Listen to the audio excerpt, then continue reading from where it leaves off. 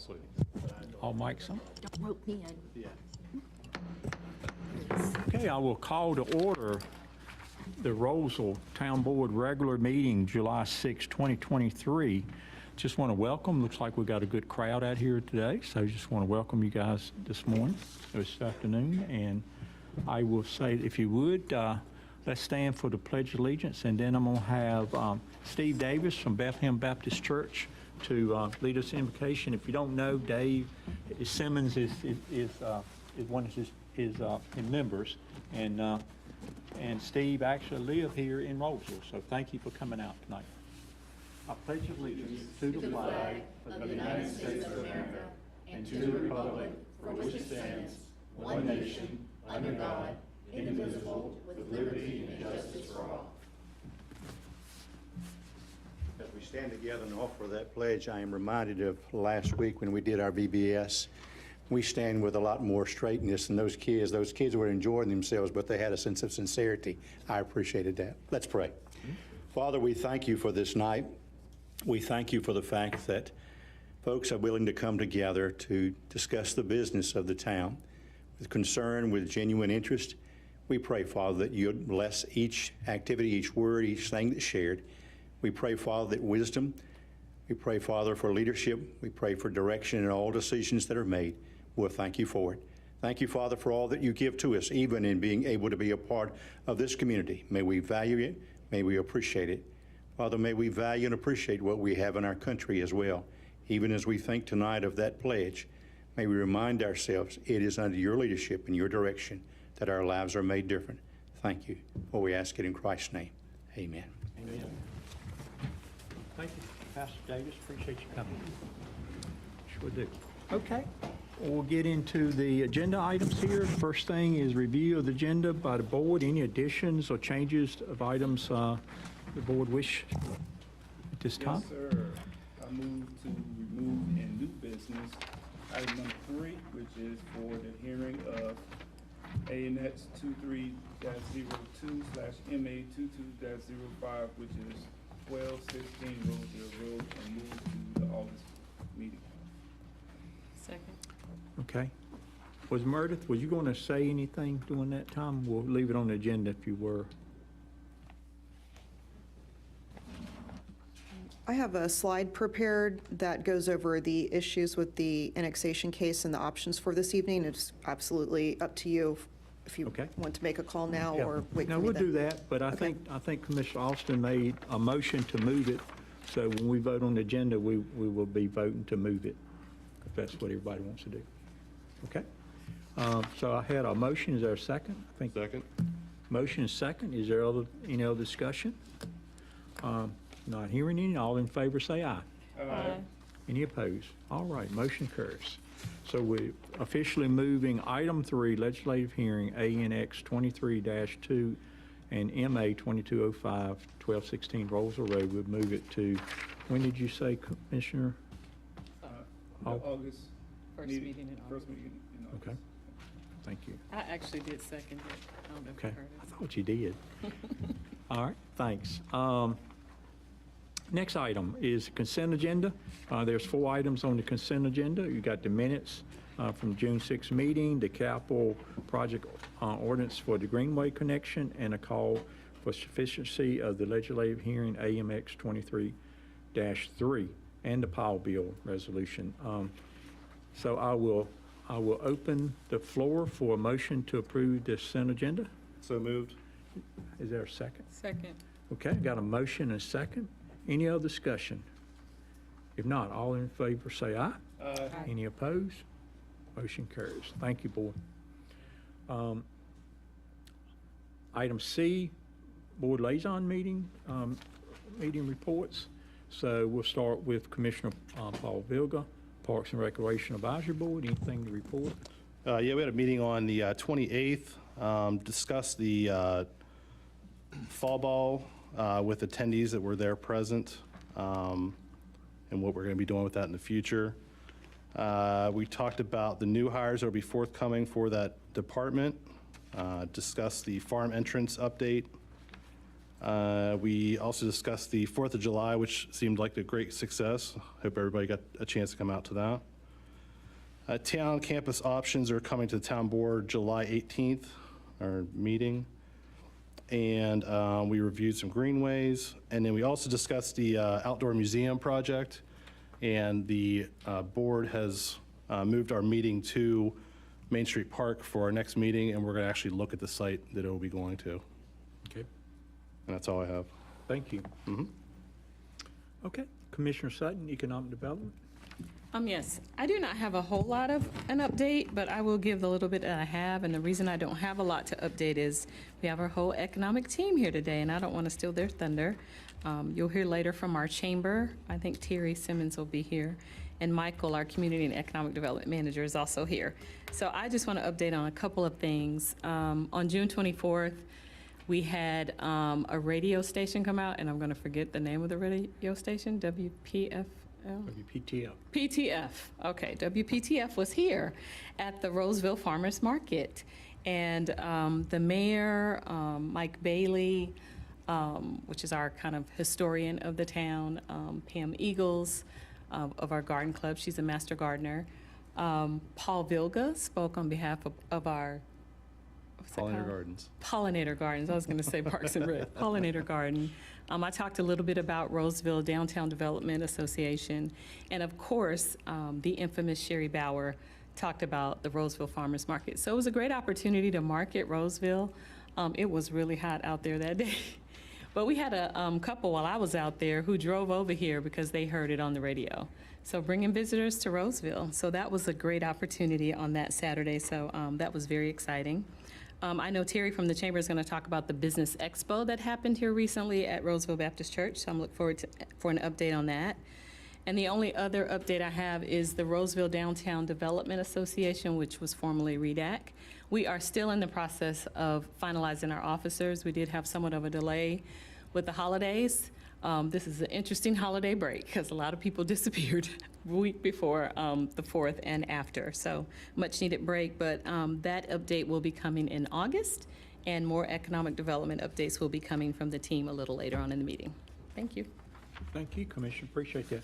And we did have another radio station in town a few weeks ago, WQDR, which the Mike and Amanda show, if you ever heard of that, that was in town and over at McDonald's one morning. That's right. So, you know, great to have them in town. Hope we get some more. So, Yeah. thank you for updating us on that. Sure. Next item, Commissioner Medley, Planning Board, anything to report? There is nothing to report for the planning board, as we did not have a meeting. Okay. Commissioner Austin, anything from veterans? Yes, sir. The Rotary Club, with the assistance of some of the coaches and players from Roseville High football team, they assisted me in placing the United States flag, which you probably saw out there during Flag Day. And I want to send a special thanks to Storage Max for allowing that to happen. Also, this coming up on, the date is, the Winston-Salem VA Regional Office is inviting all veterans to come out to their Veterans Benefits Live, which is going to be located in High Point on July 20th, 21st, and 22nd. Any veteran or their survivor family members interested in coming can file a claim on their behalf to include the new promise to address comprehensive topics, which is called the PAC Act benefits for survivors' pensions, veterans' readiness, and employment services. Or if you need an assistance with an existing claim, it's highly encouraged that you attend. It's open up at 9 a.m. and the location is the Loft Condom Yards at 400 West English Road, High Point. I'd like to thank Master Sergeant Retired Jerry Magnum for setting up the initial Veterans Fellowship Breakfast meeting with several veterans that attended. That was held on 28 June. Some of the topics that we discussed involves having an active living will, VA death benefits, obtaining your medical records, your DD-214, and also setting up a phone roster to keep veterans informed, because we have some that are elderly and are not wanting to use social media and the internet. So so we want to reach out to those as well. The next meeting is scheduled on July 26th at 9:30 at Nightdale IHOP located in the back room. And the address for that is 6707 Nightdale Boulevard. And this information will be on the news blast as well as information from the first meeting. And that will conclude my brief. Thank you. Good report. Thank you, Commissioner. And Commissioner Sneed, anything for public safety? I do. The fire department is active over there. They have had a recruitment campaign going on, and they have 5 new volunteers in 2023 and 5 more candidates. They have 2 actually females now as volunteers. The first one joined in May and the second one in June. The fire department is getting ready to send 5 firefighters off to the next essential school, and this is a 36-hour initial training, which they call rookie school. So they're getting them up and ready. And the fire department is also discussing installing Ring cameras for security, because around the area, there have been break-ins at fire departments. People are breaking into the employees' cars. It's happened in Morrisville, Cary, Garner, Raleigh, a few places around, so they're considering Ring cameras. For the first 6 months of 2023, the fire department has had 526 total calls. 352 of those were for EMS, and 275 were actually in the town. They have scheduled the training for the remainder of the year for everyone. And if anyone has any abandoned buildings that they need to have torn down, the fire department would love to be contacted because they would like to use those for training. So please call Chief Lawrence. They are keeping it local. They need some HVAC work, and they are keeping it local by partnering with Alan Mitchell, with Mitchell Heating and Cooling. And they attended the police department's Camp Care. They usually have their trucks out there, take them for the children to enjoy. And I was told that in years past, they also prepare for the UNC helicopters when they're able to come. Unfortunately, they weren't here this year. The fire department is hosting Firefighter 1 and 2 series training courses. And the last time they hosted was about 20 years ago. And if anyone is interested, you could look up Wake Tech Fire Services for the training schedule across Wake County. This is an 18-month to 2-year process, and it's for any new firefighters across the state. And finally, they are hosting an EMS certification August 15th through December 15th. This is a program that was guesstimated to me, that the cost to attend is $3,000 at Wake Tech.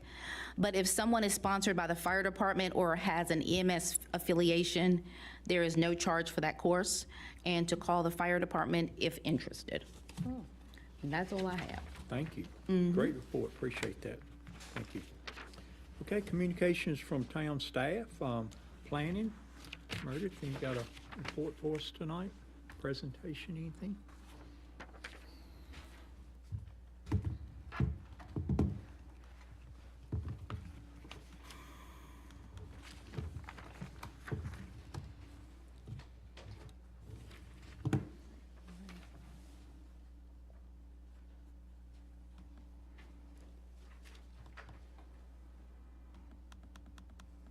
I'm trying.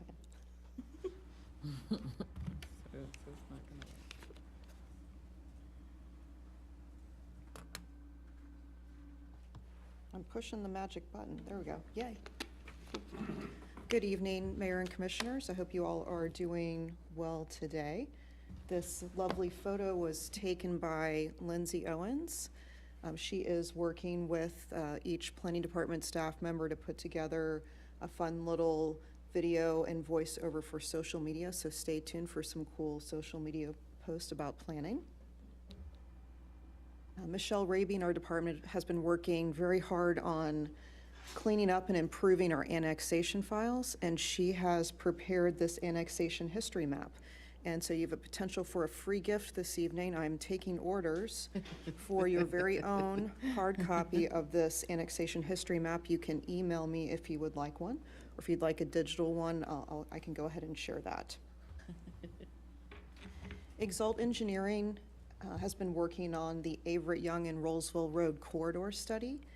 And just as a reminder, that study includes volume projections, like how much traffic is going to be on the road in the next 10 years, studying key intersections, and the product is supposed to help us with decision-making in the future. I know that's something we've talked about since I've been here.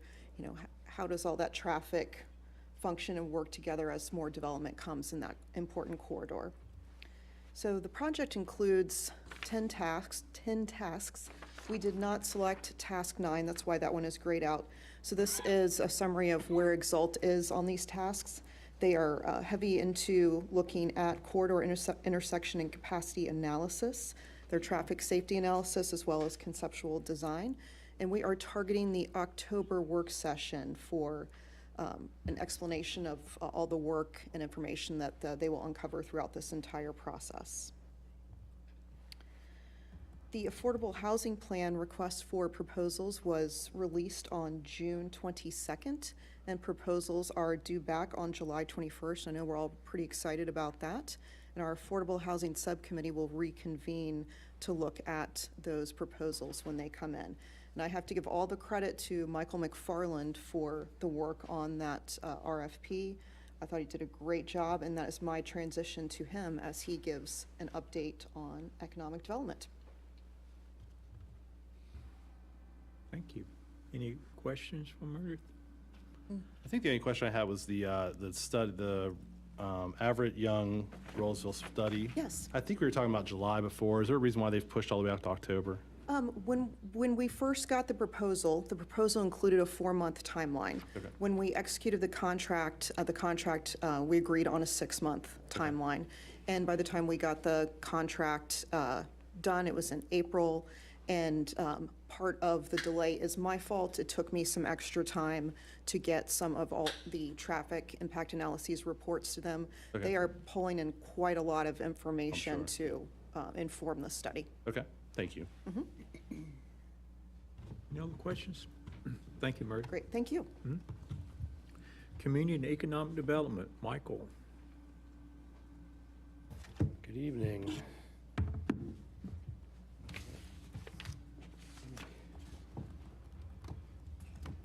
This up to.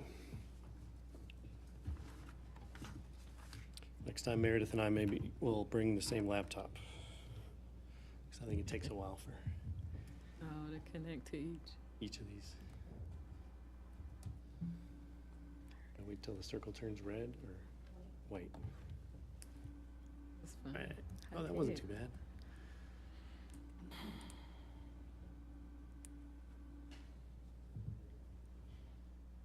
All right, just a few updates on the economic development front. First, quick update on the Wake County Site Identification Program. That's the program we're participating in with the 11 other municipalities in Wake County to identify the best corporate centers or industrial sites. And Crystal Morphus will be wrapping up her work. She's the consultant that came out for a site visit. She'll be wrapping up her work soon and presenting her overall findings to Wake County in August. So we're waiting to hear on that. Of course, the report on Rollsville came out and has been shared already, identifying some potential areas for future commercial growth. And again, this work will lend itself into our comprehensive plan update at some point in the future. But after August, I'll be in touch. I'll check in with the county to see what they have in store for next steps after her presentation. And in any case, we'll continue to work with the county on efforts to market Rollsville and try to attract corporate development to our area. So that's where we stand on that. Just an update on our mural project. The artist came out to the farmer's market a couple weeks ago. He's been kind of interviewing residents and collecting public input for his research on the project. He's going to share his community engagement results and presenting his first sort of initial design concepts with the mural committee in mid-August. So the committee will get to see those. If you remember, we're going to do 3 sort of smaller murals at 3 different locations. Right outside here at Town Hall is one location, the restroom building at Main Street Park on the side there is the other location, and then finally the Privet Insurance Building up at Young and Main Street intersection. So he's got a survey out there online. He's I think the farmers market was his second event he came to in Rolesville, and he kind of likes that face-to-face interaction with people. He interviewed a lot of people and just kind of spoke with the community there.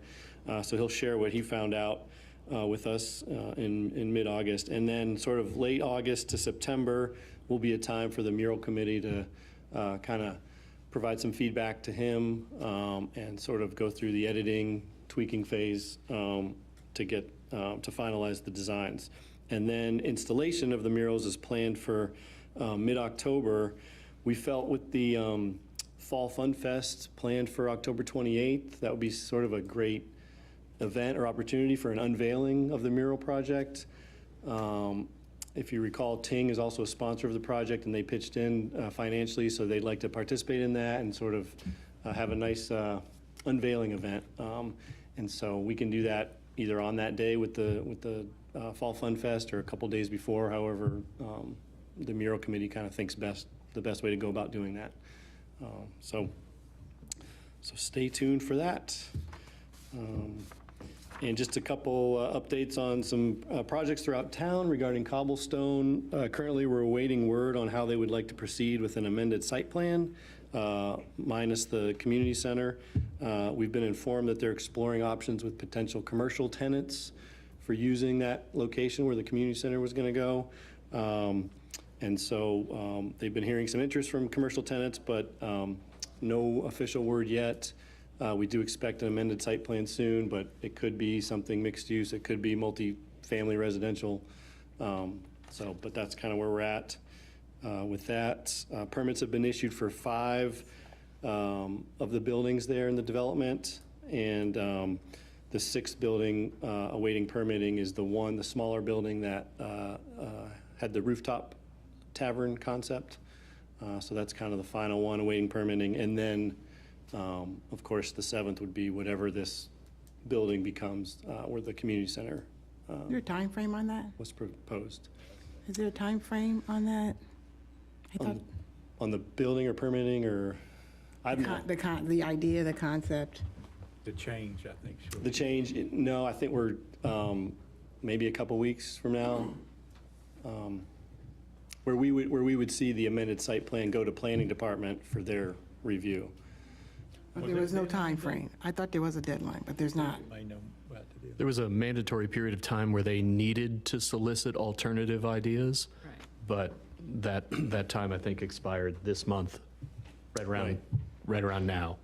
So they can stick with their current site plan if they wish, obviously, but we know that wouldn't work for them as they don't have a commitment from the town for the community center. So how does that work? What does that mean then? They have a site plan, but they have an arrangement under their agreement with us to bring forward an amended site plan with certain parameters. But if they'd like to build it out the way it is, they certainly could. They're the property owner. But when do we know something? I mean, I understand they don't.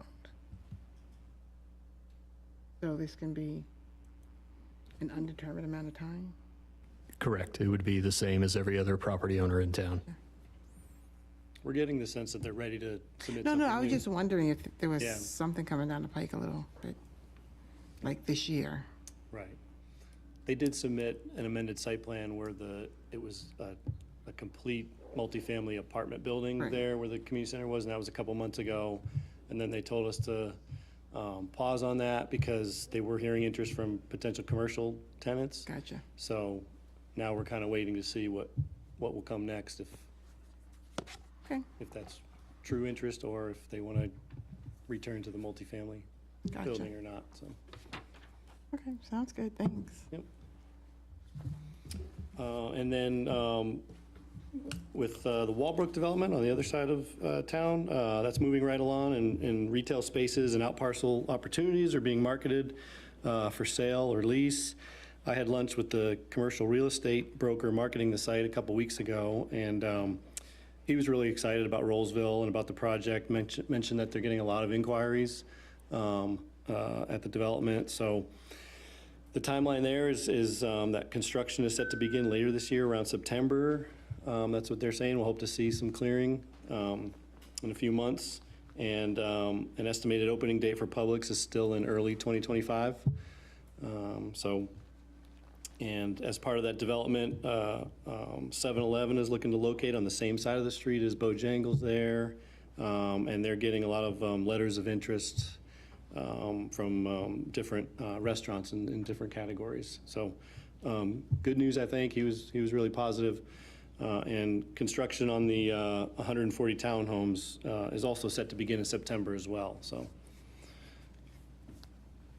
So the retail interest, is that on the public side or the other side? I know the 7-Eleven's on the other side. Right, 7-Eleven's going to be on the Bojangles side, so there's some there too. So is it on both sides? Both sides, yep. Both sides, okay. Is this a 7-Eleven with a gas station or without a gas station? I don't know for sure. Yeah, I'm unaware. I think it's a convenient mart. they call it. Yeah, But a convenient mart can have a gas station or not. it might be in one of the preliminary plans that we have, and it would show whether there's gas station there or not. I remember initially they had a gas station. Not to say that it was 7-Eleven, but they did mention they were having a gas station. Right. I think when they did the traffic impact analysis, they mentioned a gas station, a bank, some medical offices, convenience stores, so. Any update on the Main Street work? Is that on schedule? Everything going good with that? To the best of my knowledge, I might have to let our assistant town manager Okay. fill us in on that, but yeah, I think things are going well. So, Michael, I have a quick question about Ting. Are they done installing in Roseville? I don't think completely. They, as new neighborhoods get built, they want to be in those neighborhoods, so they did a big spurt a couple years ago and kind of finished up, but then, I don't know, it seems like every 6 to 8 months, I'll get a request from them to go into a different location. There were a few homes in a neighborhood that's adjacent to Wake Forest that they weren't able to do last year, part of Heritage. And so So they have a designated area like Duke and Wake Electric? yeah, and as they see new neighborhoods and the growth in Roseville, they definitely want to come into these neighborhoods. So I think we'll see them in town getting into these new neighborhoods Gotcha. over time, over the next few years, so yeah. Okay, thanks. And I think they were a big sponsor of the July 4th event too. And they're helping to sponsor our mural project, so they're really becoming quite a nice community partner. You talked to them about our 116 acres of the road? Not yet. A good conversation. Yeah. We got a deal for you. All right. Well, thank you, Michael. Yep, Appreciate that's that. all I had. Yep. Mayor Kern, allow me to correct my earlier statement. Commissioner Medley, while we never thought it would come into play, there is actually a 4-month deadline after the expiration of the marketing period for Cobblestone to bring something forward as an amendment. So that would be the last day of October. They need to be moving forward with some sort of a plan. Otherwise, they go back to the multifamily. No, it's, they need to be moving forward with an amendment to their plan that would remove the community center idea. That is what they agreed to. See, I think they already got one in there. Yes, but they've withdrawn that, so. No, it's still online. You just ain't. took Well, out- I don't know how the planning department would define it, but they've told us to pause Yeah. and not continue reviewing. Fortunately, my partner was diligent in his drafting, so merely turning something in would not satisfy the agreement. Okay, so what happens after that deadline? I mean, did you say October? I'm sorry? October 30th. So what happens then? I'm not sure. It would go through the normal process for site plan approval, except the site plan would come to the board. I'm sorry, I couldn't hear the last part. The site plan will come to the board. Okay. Normally, our site plans go to the planning board or our staff approval, but this one will come to the board. We'll light a fire under them. Say what you gonna do. It sounds like needs to happen. All right, Anything else, thank you. Michael? Nope, that's it. Thank you. Thanks, Mike. Okay. I see Terry's here. Terry's gonna give us a chamber report, so come up, Terry Simmons, and good to see you. All right. Good evening, Mayor, Commissioners, and staff. My name is Terry Simmons, and I'm the board chair for the Roseville Chamber of Commerce. And tonight, I wanted to kind of provide you guys with a snapshot of things that the Chamber of Commerce has been working on since I gave my last presentation. As the chamber continues to operate in lieu of an executive director, our Roseville Chamber Board has really stepped it up into making sure that we are still continuing to move forward and that we get the right person and the right person to fit for the town, for the chamber, and the overall community. We as a board have collectively evaluated what we needed as the face for the chamber, and we have come to the conclusion while we aspire to have an executive director, our more immediate needs is someone who will increase membership and nurture new and existing partnerships. So with that being said, we are looking to fill a new position, Director of Member Services. This position will focus on creative ways to encourage membership enrollment, be the liaison between the chamber and the town, and be an advocate for business members to have a positive impact on the town of Roseville and its surrounding communities. The Director of Member Services will continue to engage into day-to-day administrative duties and operations of the chamber. And our goal and prayer is to eventually have the chamber be in a position that can support a reasonable compensation for an executive director so that they can gainfully fulfill some of their upper management duties. So that is where we're at regarding that position. Our upcoming programs that we have, the Launch Roseville. The chamber will be hosting an information session for the Launch Roseville next Tuesday, July 11th, from 9 a.m. to 10 a.m. and 6 p.m. To 7 p.m. at Arise Co-working event space. And even though the program is being ran by Brad Walker and Wake Tech, the Roseville Chamber Board will take and will rotate nights to provide support for this program. The application window for this upcoming class closes on July 31st. And we have the Board and Ambassadors Buddy Program. This isn't anything new, but we thought it would be a good idea to bring back in an effort to support our hardworking ambassadors.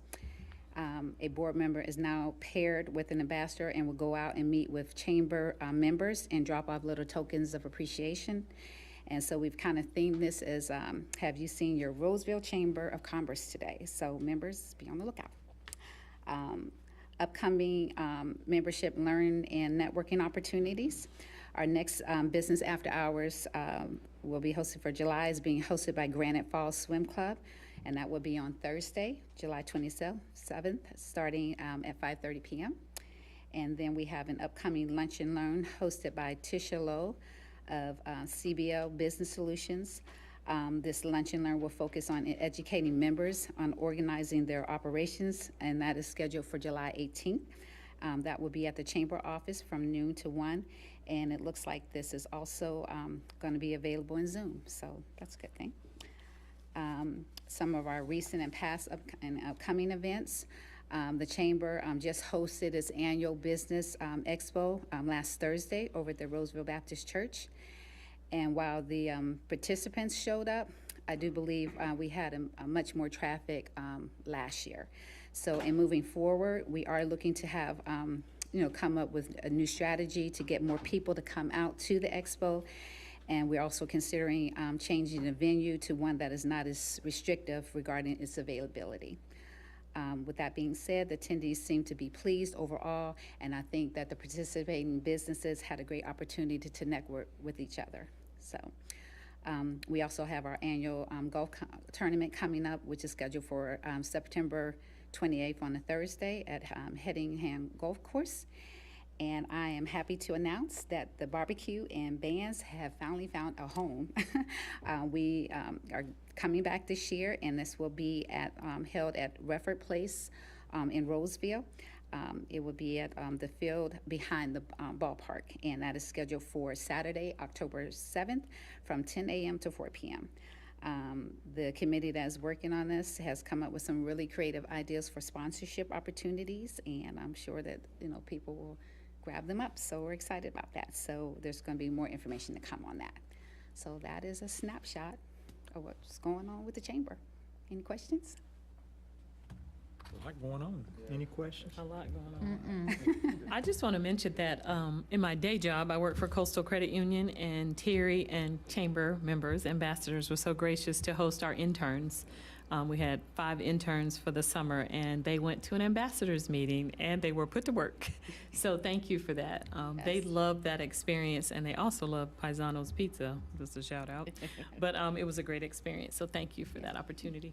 Definitely. It's good. Anybody else? While you're up there, you want to pitch your 5K? Oh, I can. You can, yeah. So yeah, my nonprofit organization, Thornton Rose Foundation, where we bring awareness of mental health in our community, and we have our upcoming 5K event scheduled for August, Saturday, August 5th. And also in conjunction with that event, we're also going to be holding our back to school event as well, where we give away free school supplies. And so if you haven't registered to come out and walk or run, definitely, get registered. And also for the town, because you guys are a big supporter of us, of our event and what we do, we also have availability for workers to also sign up under the town, and there's no cost to them. So I'll be providing Michael with a code. I'll be sending him some information over so that he can give to you guys, and with that promo code, you'll be able to register for free, up to 10 people. Well, good. Yeah, well, I'm looking forward. That's always a good event. I mean, last year was a lot of turnout. So. Yeah, it was. We had over 80 runners last year, and so due to some logistic things, we had to push it back, but I'm excited even more because, again, we'll be pairing it with our back-to-school event and giving away free school supplies, so I'm excited. Thank you. A lot going on. Yeah. Thanks, Terry. Okay, well, thank you. Thank you. Great.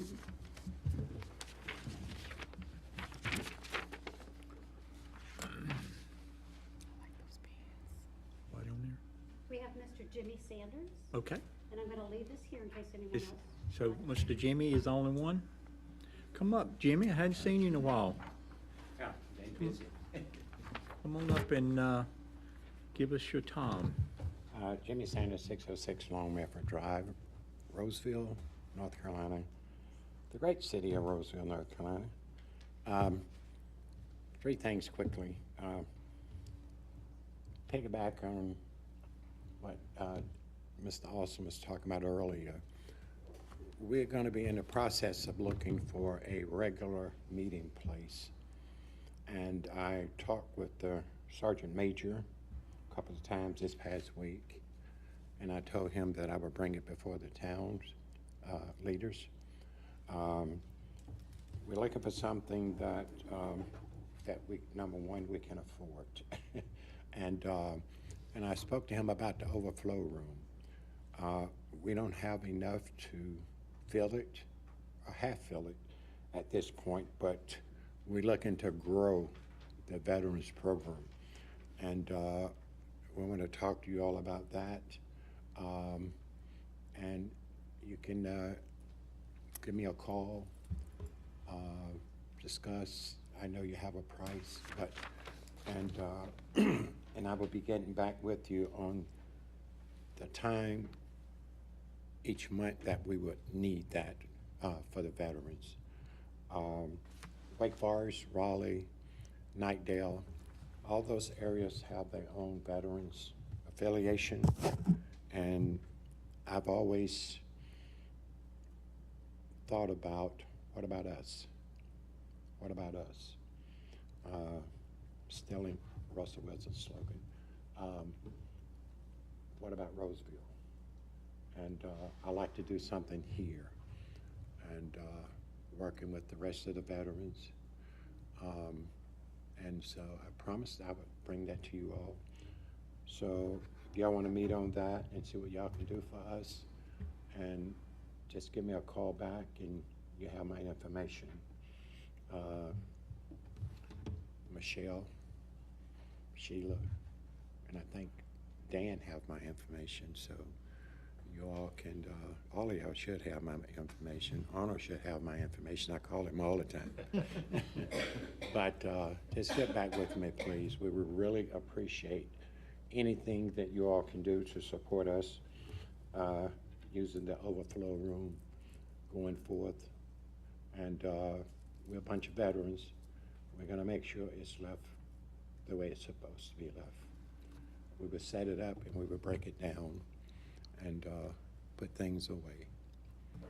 And I did talk to him stating that since Dan is a member of our organization, if we are allowed to use that facility, to keep from interfering with anyone, if it's allowed, perhaps by him being a commissioner, town leader, he could be the person that turned the key for us and lock it up afterwards, you know. So that's that. The other thing I wanted to speak on is we've been having conversations quite a bit, a group of us in town, about the Little League Baseball. Is it still active here in the town? What's going on with it? We noticed that there were some things put out for soccer and flag football. And so just kind of wanted to know where we stand with that. I know this town have been well known for Little League Baseball. And I remember my first year after I built my home here, I started a food line and I was turned around by the Roseville police on Saturday morning. I said, what's going on? It was so big, they had a parade for these kids. I thought that was awesome. So I'm just here asking a question. Is there any feedback, any information about that you all can talk about or whatever? About the Little League Baseball program. We'll give an update. We'll give an update before the meeting's over with, promise. Okay. If you want, looking for an update. And the third thing I wanted to talk about, it's kind of personal. It is personal. And Mayor Curran is aware about what I'm getting ready to speak on. 17 years ago, the town called a bunch of us to meet here because the town had a major problem. And that problem was all the existing 4th of July committee members had stepped down. They solicited a bunch of us to fulfill that position if we could. I took on the position 4th of July committee financial chairperson. Had less than 90 days to raise $30,000 to assure the kids. I mean, I thought about the kids. You know, I love the kids. And I said, we cannot disappoint the kids. So I took that on, not knowing what it's going to entail, but I knew I was a fighter. And I had 2 other people working with me on that committee. In less than 90 days, did we raise $30,000? No, we didn't. We raised $34,000. So that brings me to the next thing. I am fighting, fast forward 17 years, fast forward, I'm fighting for kids again. I'm working with a gentleman named Mr. Theo Jones. He's an awesome guy. He's working, bringing kids off the street. He have a wrestling team. He have basketball programs. And he have baseball teams. And 3 years ago, he initiated football organization called the Southeast Raleigh Panthers. Well, last year, I spent a lot of money trying to help with these kids. A lot of these kids come from homes that they really don't have the finances, but they really need help being mentored. We just don't take their time about football. We want to teach them football, and that makes it easier to get them into the corral. But we teach them how to be young men, young gentlemen, and we're hoping that when they enter high school, because they can only stay in our program 8 years, they would be young men. They would know how to speak to young ladies and treat young ladies and how to act in a high school setting. And if we can change the little ones, then we can change America. But we have to start with the little ones, and that's where I'm at. Last year, these guys are my heroes. Last year, they went undefeated in their conference. Last year, they won the 7U North Carolina State Championship. Last year, they finished second in the North Carolina region. They came up one game from going to Kissimmee, Florida to play in the Nationals for the championship to represent the state of North Carolina. And along the way, they picked up lots of trophies and rings, big rings. And I meant to bring one of the rings to show you guys. This year, and I thought that you guys will have a big enough heart to understand that I'm back in front of the town of Roseville this time asking you, would you please reach out and support what we're doing with these kids. This 3-page letter, it tells you about the team, it shows you all the accomplishments, and have all the financial information you need on the front. I'm the contact person. I am the financial chairperson for the 8U Southeast Raleigh Panthers. The 27th, we leave for Savannah, Georgia, for the Southern Hospitality Tournament, and we will represent the state. We leave there the following weekend. We're going to be in Charlotte to play in the OTB Championship. OTB means only the best teams are invited. The week after that, we're going to be in Virginia playing in Cold War. And we can't wait to get to Virginia because the team we played for the championship last year, we beat them once. But the day of the championship, they showed up with twice as many players and they was bigger. So we think they pulled one on us. But our guys are big now, 8 years old. And so in order to be competitive and play like these kids play, you must travel. You cannot and will not play that kind of competition unless you are traveling. When you go to the state championship and when you go to the national championship, a regional championship, the teams that we travel to play are the teams that we go and play these preseason tournaments with. So I'm gonna leave this with you all, discuss it. And who did I get it? So Arnold, who writes the checks? Oh. Who write the checks? Don't pass the buck on it. Who writes it? She's the official one that you should give it to. Yeah. Okay, will you, okay, don't forget where you put it, but please, my phone number's up here. Call me. So that's 2 things you're supposed to call me on. Thank you for your time. Thank you, Jimmy. And these kids would appreciate it. And the reason they're not here tonight, they're leaving, they have to get up early tomorrow morning and travel to Tampa, Florida. We are paying for this. A lot of things we pay for out of our pockets. The quarterback for the Baltimore Ravens, we sending them to his skill camp this weekend. And we'll put those kids around the best players, NFL, college. We wanted to send them to Byron Brown's camp this weekend, but that was already set and approved by the president of the organization. So that's why none of the kids are here tonight. But I appreciate what you do for them. Thank you. Thank you, Jimmy.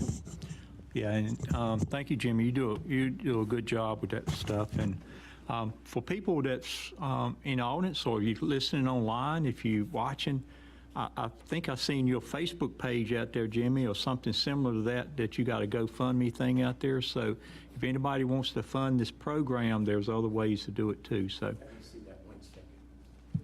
Mr. Sanders, something that we did talk about at the veterans meeting was that I'm still working with an organization. I'm not gonna say their name now. Okay. But to actually come to Roseville so we can have a permanent home for our veterans to actually meet with. Thank you. Program set up, so stay tuned for that. Thank you. For anybody that's watching online, our Cash App number is $8 USERP ANTHERS. And after the 8, the USERP is capitalized. And I'm sorry they're not here because they would give you a big cheer when they hear that word. And the SERP is Southeast Raleigh Panthers. That's what it represents. Okay? And anybody that's online listening in, they want to make a check, donation, send it to, make it payable to 8U Southeast Raleigh Panthers, and mail it to my address, 606 Long Melford Drive, Roseville, North Carolina. If you need the tax ID number, if you need to need your tax ID to get credit for this, the tax ID /EIN number is 87-222-0839. Thank you very much. Thank you, Jimmy. Appreciate that. Good job, Jimmy. Thank you. All right, I think we'll move on to our new business on the agenda. Our first item is a legislative hearing TA 2304 Main Street Corridor definition. I see Meredith is coming up, so this one is you, huh?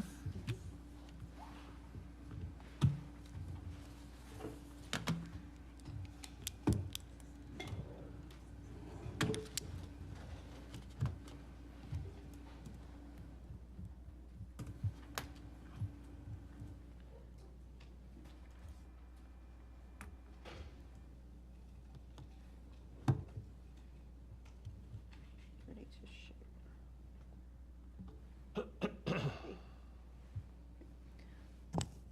Good evening again. For your consideration is text amendment 2304. It is for the definition of the Main Street corridor, and this is an applicant-initiated text amendment request. The applicant is MRR Development, and that applicant is the same applicant for the next item on the agenda. the rezoning request for the property on Vineyard Pine Lane. So the proposed LDO amendment text is here. It proposes to change the Main Street corridor width from 300 feet to 500 feet. And just a refresher on the Main Street corridor, in our LDO, Section 3, the section that includes the descriptions and information about all of our zoning districts, under General Commercial, there is a section about setback reductions. And this is unique to General Commercial. This was a text amendment that was town-initiated, our regular process, probably a little over a year ago, inspired by some of the new commercial development coming along Main Street. That is to reduce general commercial setbacks, like the front setback in GC is 20 feet. So if these items on this slide are provided, building frontage being at least 2/3, limited vehicular surface area, and a minimum 10-foot wide sidewalk or multi-use trail along Main Street, as well as selecting from items 4, 5, and 6, providing additional landscaping, having a community gathering space or public art. So by providing these extra items, an applicant may have a setback reduction of up to 65%. So I'll go back to the proposed amendment again. So again, that is to change the Main Street corridor width from 300 to 500 feet. And the Main Street corridor is defined as Main Street from 401 over to Young Street. And one cool thing about our new system here, I do have IMAPs up and ready if we want to take a look at the Main Street corridor and look and see what does that look like? What is that 300-foot space, 500-foot space, and where are those general commercial parcels? I am happy to pull that up. I'm seeing some. That would be great. Okay. I'm visual. Me too. Okay, great. So the Main Street corridor starts here at the 401 split. And as we move along, the general commercial parcels are either shown in red, it's kind of a red color like that, or they're labeled here like the GCCZ with the stripes. If something is a conditional zoning district, it'll be striped instead of solid. So also just for a visual, I love this tool. So if you want to see what 500 feet looks like, it's a little past Eagle Scholars Lane there, and then the difference from 300 is before Eagle Scholars and then after, just as an example. So we can have a visual of what that space is like. So if we're moving along Main Street, an example of, I mean, this is already developed, but an example of a parcel that would be caught by the proposed text amendment would be the one behind Eagle Scholars Lane. As we move along, the Walbrook properties here are already, there would be no change there. There's some general, this is us right here, Town Hall, et cetera. Then as we So move- for Town Hall, how far back would 500 feet, not Town Hall, but the plaza? How far back is 500? Let's take a look.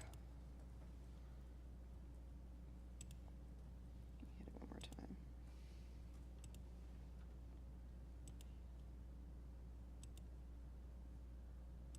Hopefully it'll go. Okay, so 500 feet goes onto the property behind us. All right, so just so I think I'm missing something. Okay. So if you go 500 feet back, Yes. wouldn't some of the properties that are currently on Main Street wouldn't be able to build anything on it, 500 feet back?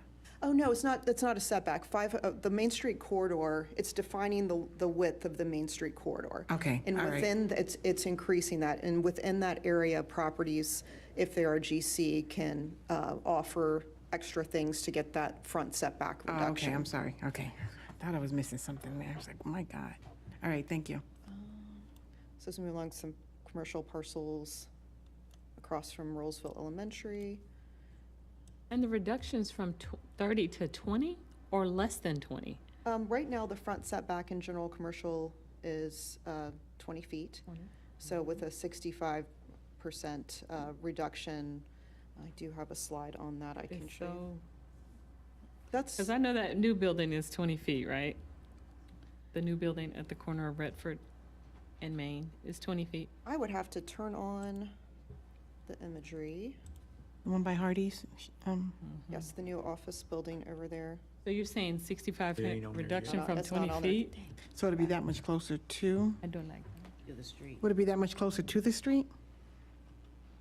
Right, if you're in general commercial and you request a setback reduction, I should bring my calculator. So 60 example, when you're saying 20 feet and you're saying 65%, that's like 13? Right. 13 feet Yes, less? thank you for the math. So it's like 7 feet off of the street? Yeah, I don't like Is that what we're saying?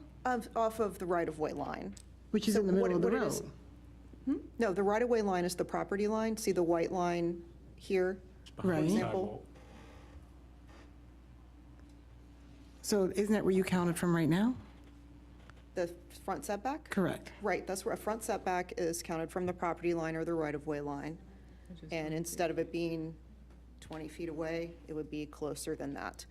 And in exchange for that, you're getting a wider sidewalk, extra landscaping, community gathering space.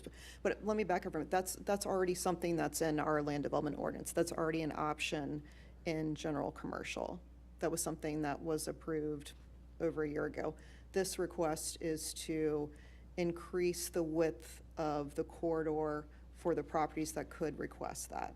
From, right now, as long as you're within 300 feet of the center line of Main Street, you can make this request. And the applicant is asking that if you are within 500 feet of the center line of Main Street, you can make this request. I don't understand the purpose. I'm confused. Okay. And just based on that building that's built, because I had this discussion with you after that building started going up, and I said, that looks weird. And I think it looks weird to me because we don't truly look like a downtown yet. And I know when you go to downtown, the buildings are closer to the street. Yes. I get that. Yes. But 7 feet seems a little ridiculous. Just saying. And isn't that Help going to me look out. different from what's already there, what's already started? Right? It's going to look different now. That building is there as if it was the beginning of a new look for Main Street. So now when you say that, they're not even going to be even going down the street, correct?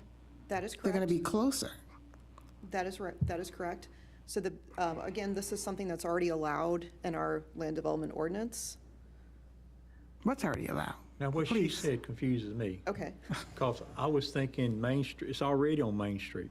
Correct. You're just trying to get further off of Main Street. right, a little bit So it's wider. not changing the. It's not changing it, it's not changing Main it's Street. letting a few more people Correct. jump in for the option.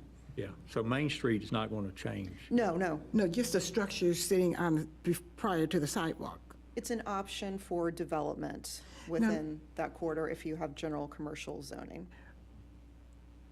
Because what you're posing is not even on Main Street. It is Not this particular property. just, the companion case to this text amendment is the property here where my mouse is. It is, I always forget the number, 4502 Vineyard Pine Lane is across from ABC store is here. I'll zoom in a little bit. So that property wants to do the same thing Main Street does. Yes. So if we look at the distance off of the Main Street center line, 300 feet gets you to about here. So the 500-foot distance is needed to include this property on Vineyard Pine Lane. Oh, but it's in general commercial, you're saying?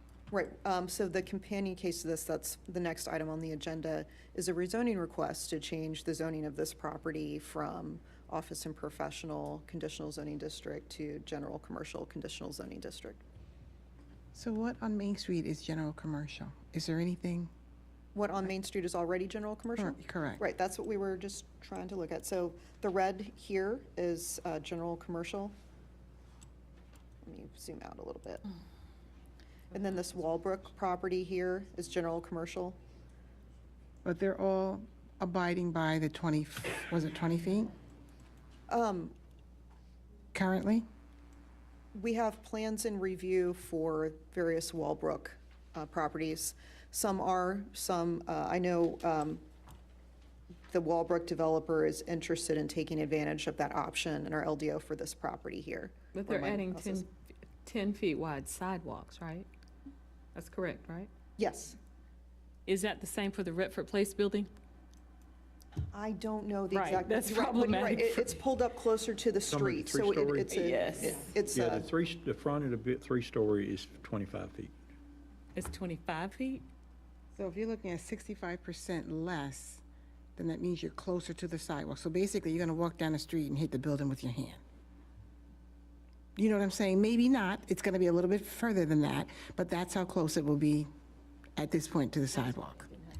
it may or may not be whoever is creating the design for this property has to meet all the requirements, for example, providing that extra landscaping, providing the wider sidewalk, and meeting any other standards. They're just getting the opportunity to pull their building up closer and create that active space on Main Street. But why pull it up closer? What is the purpose for that? The purpose. You know what, and I'm sorry to cut you off. The reason why I'm asking is because, and I believe Commissioner Olson said this last time, and maybe that's the norm, but when a particular developer wants something changed to their way of doing it or their desire of having it presented, it doesn't just open the door for them, then we're dealing with what we've already said versus what we're changing something to. So what I was saying to, and the mayor said there was some confusion in my question, is that you'll have buildings sitting like this, basically, right? So if you're looking down the street and one building is closer to the sidewalk, you can't even see the beginning or the front of the building next to it. And I'm referencing the three-story building on the corner. So that's what's gonna happen. It's gonna be like this, going up and down the street. Sure. Where general commercial is closer, and whatever we have, I'm not even sure what the zoning is for a three-story building. I'm not sure what it's called. That's sitting back. So how does that consistency look? So I asked Meredith, I spoke with Meredith today, and I said, what other parcels of land does this affect already? And she said, if they decided to tear down Pine Glow and rebuild it, it would affect Pine Glow. And the only other one that I could think of That's vacant. was that vacant lot, but near McDonald's and what? Where the garage. Where the big tree is, where the garage was. Where the Christmas trees used to hang out at? Yes. Okay. So that's why it doesn't seem like it's consistent if we were to say something like that, but I could be missing something. We don't have any requirement for consistent front setbacks. We have, Looking at what we have, and I'm going by the three-story building that was the latest building built on Main Street.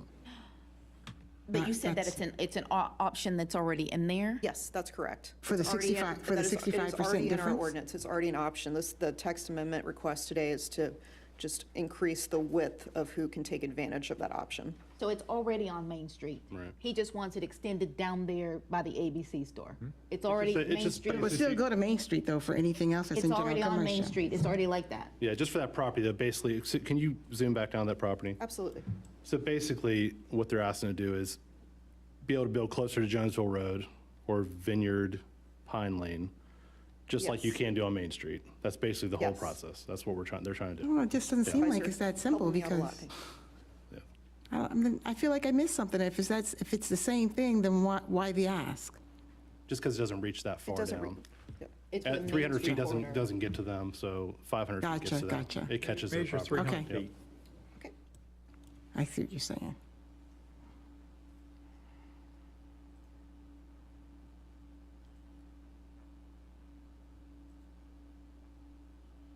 So 300 feet goes to about here.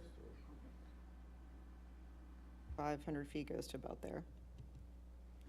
Yes, it just catches a corner of their property, so. Yep. But it's not only going to apply to that street if it's approved, then it will apply to properties on Main Street, It correct? already applies to properties on already Main does, Street. yeah. It's already something in the LDO. You already have 300 Yeah. feet on either side, or either It's side. 300 feet okay. right now. It just Okay. The ask extended to is- 500. Gotcha. They're just asking to be included in what's already there. Gotcha. Following the LDO. Okay.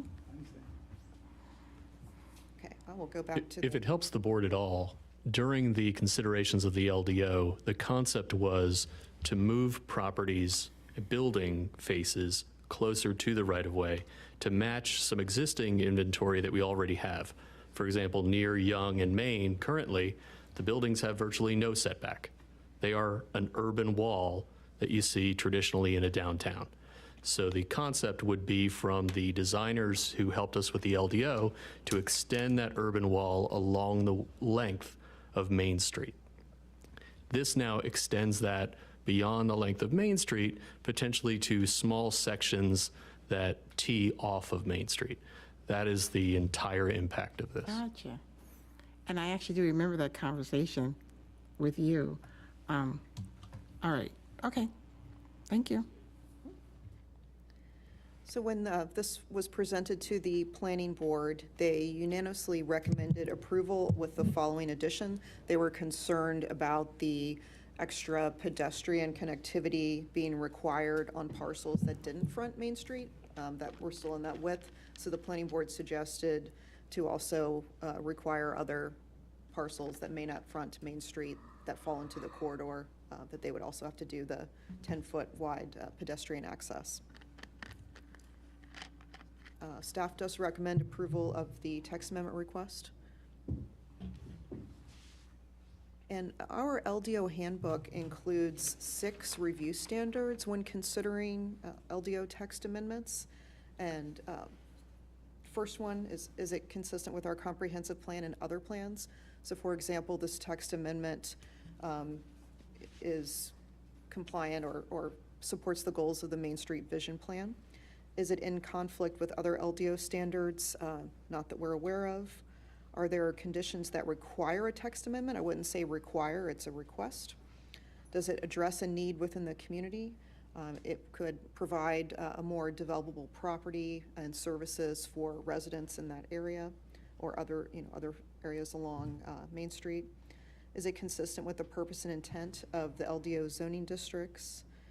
Does it address an inadequate standard? Possibly.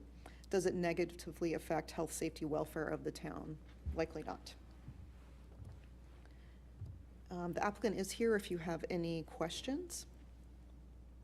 Can I go back real quick, because my question kind of got wrapped up in Sure, the I'm other sorry. one. So I need clarity, because you said that they had an option of several choices. Then you said the 10-foot was required. I just want to make sure I'm clear on Absolutely. the requirement. Okay. So this is a snapshot from 3.2.1C in the LDO. So this is all about the setback reductions for general commercial. So the first 3 items are required if you want to take part in that setback reduction. And you have to pick 2 out of the 3 of 4, 5, and 6. So you have to do the building frontage, you have to do the limited vehicular service area. You're nodding now, so. Gotcha, Okay. yeah. Yes. I just wanted to make sure that was Yes. a requirement Yes. and not an option. Okay, Okay. perfect. Thank you. And just to clarify, because I probably confused people when I asked that question about the Redford Place building. Apparently it is 25 feet back, 20 or 25 feet back, so they don't have that same requirement of the 10-foot sidewalk. Right, and with that building, I think that feels so different because it's a lot taller than other things around it. And the brick is, yeah. Yes. Okay. Thank you. We may call you back, Meredith. I'm going to open the public hearing. Grab a drink. And did anyone sign up? No one signed up? Did the applicant want to say anything at all? You do? Well, come up.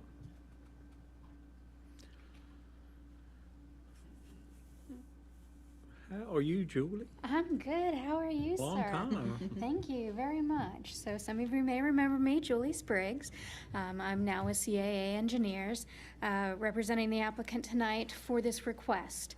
This request is specifically for the companion case that we'll see next, but it does affect all commercial properties that are zoned general conditional,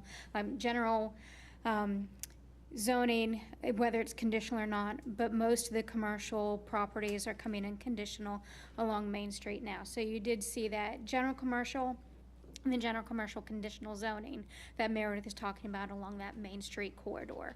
And it is already in the books to do this request of the optional setback reduction. The reason why we're asking for a 300 feet to 500 foot increase, one is so our property is included, but two, our site is very land restricted. We have buffers on the east, west, north, and south of our property. So the east side is for the residential property that was allowed to develop. This was part of was supposed to be a business park, an industrial park. It was supposed to be 6 pieces developed together. As time went on from that initial 2005, 2006 rezoning case, parcels were subdivided and then rezoned, and so this is the last standing original parcel of that supposedly business park. The way those restrictions are on the site with the buffers to the east of the residential buffers, the 30-foot buffer to the south between the subdivision and our property, the Jonesville Street thoroughfare buffer, that is another 30 feet on the west side of the property, and then the Vineyard Pine setback of 25 feet on the property. It does take that 2-acre parcel down to about 1 acre of buildable site. 1 acre buildable site for a commercial is not quite doable, especially given constraints of the rezoning request we have coming up next. We'll talk about those zoning constraints next. But what we're asking for is that 500 feet corridor be expanded from the 300 to the 500 so that we can have those zoning setback for the Jonesville road side and for the Vineyard Pine side, so we get that building a little bit closer to the road. With the walkability of the site, that does make it walkable from us to, from our site up to the corner where it will pick up on the Main Street again and then over to Walbrook and then all the way down the Main Street corridor to Young Street. So that's why we're asking for that. That setback reduction is imperative to our site if we want to build, because those setbacks from Jonesville and from Vineyard Pine just really constrain the site a little bit too much considering what's going on with the rest of the site. When it was supposed to be developed as a business park, some of the other corridor setbacks and the setbacks from the different residential should have been, no setback on that side. And so what we're doing is just trying to reduce the setbacks as much as possible on the site to make it a viable commercial property. Now, along the 300 feet corridor, as we already said, that is already in existence, so it is an option for anybody developing at this time. If this text amendment is denied, that still stays on the books, so you will not be removing that request from the LDO if this text amendment is denied. All you will be denying is that 500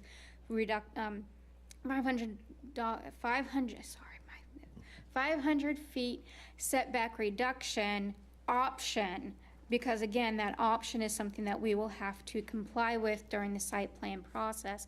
It is still an option at this time. It is not guaranteed to us. We have to demonstrate compliance with the other 3.2.1.3C so that we can go through that process during the site plan. So denying that text amendment tonight would only deny that extra 200 feet length that we're asking for along the Main Street corridor. That would help include other parcels to also have this option in the future as well.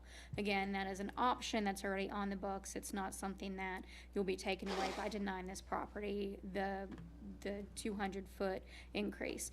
So tonight what we're asking for is that 200-foot increase so that we can move forward with our site and our vision for the parcel that will come up next in the rezoning case, and we can talk about at the next step. But that is what we're hoping for tonight, is that 200-foot increase so that we can have the option for that setback reduction so that we can work on our site the way we need to and provide a valuable product to the town. But you realize you have to build a 10-foot sidewalk? Yes. Just clarifying. Yes. Okay. Yes. Like that's. Yes, there's already a sidewalk existing on Jonesville, and what we're proposing to do is expand that site. Right. And what we're hoping to do is not have to have parking in the front. We're hoping to have parking in the rear so that building can front on Jonesville. But right now, without that setback reduction, it will not be possible. Isn't there another parcel next to it available? I do not believe so. This is the last parcel Oh, I standing. thought there was another Yeah, piece left. no, the strip you're talking about is the 30-foot protected buffer. Gotcha. And that goes with the subdivision. Gotcha. So it would just be the new business and ABC store? Mhm. And then everything else is going to be residential? Everything else has already been All zoned townhouses, residential for the townhomes. They've already gotten their special use permit and their conditional zonings. So the only thing that is left is our 2-acre parcel that's left of that original plan. Any questions for me? Okay, I'll take my seat. Thank you I very thank you much for for your explaining time. it that way. That was really good. Thank you for very much me for anyway. your time. Thank you, Julie. Okay, I think somebody signed up. Did somebody sign up to speak at this hearing? Come up and state your name and address for the record, please. My name is Tanya Rushing. My address is 119 Prides Crossing, Roseville, North Carolina. I just wanted to speak based on the rezoning aspect that's coming up on the next part of the agenda. Living with the property that's adjacent, the back of it is to all of these properties. When I got the actual information, I'm concerned from a general commercial standpoint with the ability for something to be a bar or a nightclub as a potential part of that rezoning. Because from a neighborhood standpoint, like, we already have high traffic coming through Carlton Point, and a nightclub or a bar or something, I feel like would increase some of the traffic that's already gone there. It's a neighborhood, a very family-oriented neighborhood. I moved to Roseville in September of 2020 with the expectation of trying to have like more of a neighborhood from Raleigh, living in the city limits. And I just don't feel comfortable if there is an ability for someone to put a nightclub or a bar that is basically butting up against my property. Okay. If this passes, we'll give you the opportunity to come back and speak at the other thing too. So, 'cause that's where we put any conditions, anything in, so. Okay. So, All right, thank you. thank you. And what was your name again? Tanya Rushing. Thank you. Okay, anybody else want to speak on this matter? All right, Meredith, any closing arguments? Did you say closing arguments? Statements maybe. I don't have, better. I don't have any arguments. Just here is the. That's a legal term, proposed- right? Yes. Proposed motion for you. Not a planning term. Did folks attend the neighborhood meeting? I see all these names, but I don't see the actual list of attendees. I just see who was given notification. I think I read nobody attended, did they? And you live at 119 Prides Crossing? And I spoke to Ms. Rushing on the phone the other day, and I did check both neighborhood meeting mailing lists, and her address was on there, and did look like the applicant met our new standard of the 500-foot distance for neighborhood meeting notification. So if she's saying she didn't get a notice, though, I don't understand. Never received a notice. As soon as I got the letter, the one that Meredith Fields sent out, I contacted her immediately, and I spoke with my neighbor as well. They never received anything. So how do you get proof of something was mailed? We had this discussion before. I thought they were supposed to mail one to the town. Did the town get one? Is that not, am I not right? I thought we had For a discussed it. neighborhood meeting, they Yeah. do provide a neighborhood meeting packet It to shows us. in the package that was sent there. Or if you have someone here who's stating they didn't get it. And what is your address again? 119? 19 Prides Crossing. There's no lane or anything on it? No, it's just Prides Crossing. So do we officially get one, or we're just on the list that it's going to be mailed to the town? Just out of curiosity. There's, I believe we get one in the mail. I thought we were supposed to. And this was in April it was sent out? So how does that work, Mr. You know how I feel Attorney? about neighborhood meetings?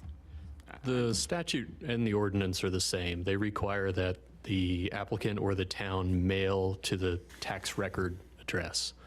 What the United States Postal Service chooses to do from that point doesn't affect what the town's rights are. So if someone doesn't receive it, that doesn't change the power of the town to consider it tonight.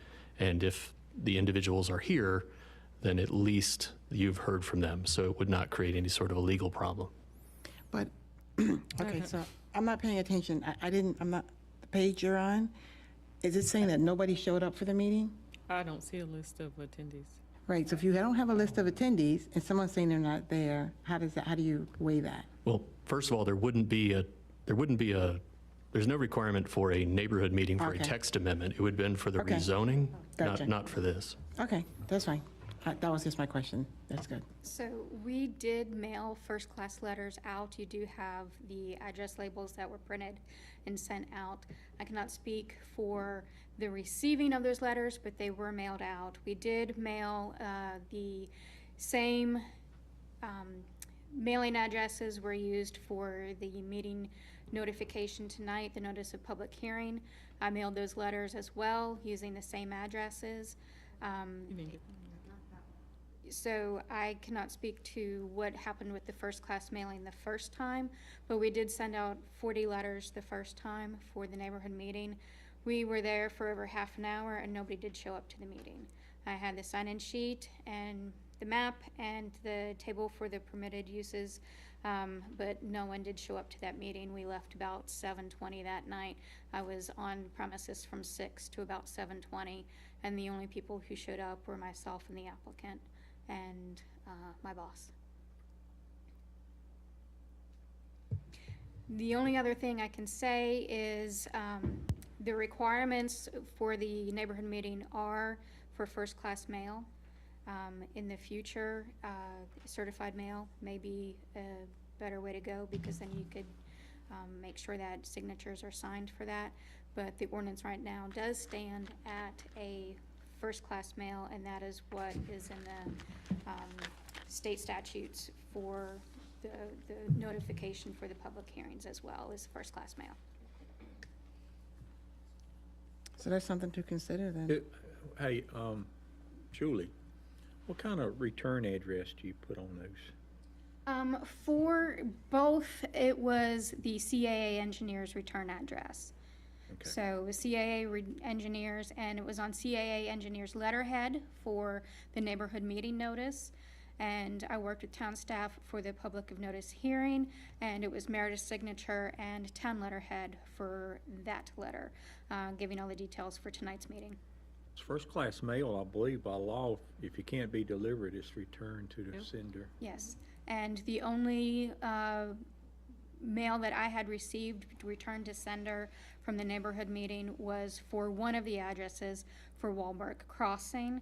There are 2 addresses, so they got 2 notifications. One did return and the other one did not return, so I'm assuming that one was received. But that was the only one that came back, and that was the Walbrook Crossing in the Charlotte address was the one that came back. Thank you. Any other questions for staff on the text amendment? It did turn out to be close arguments. There you go. Is it realistic to ask for a return, or like a return receipt or a signature for any of the letters that go out? Is that being unrealistic for a request for us? The statute requires first-class mail.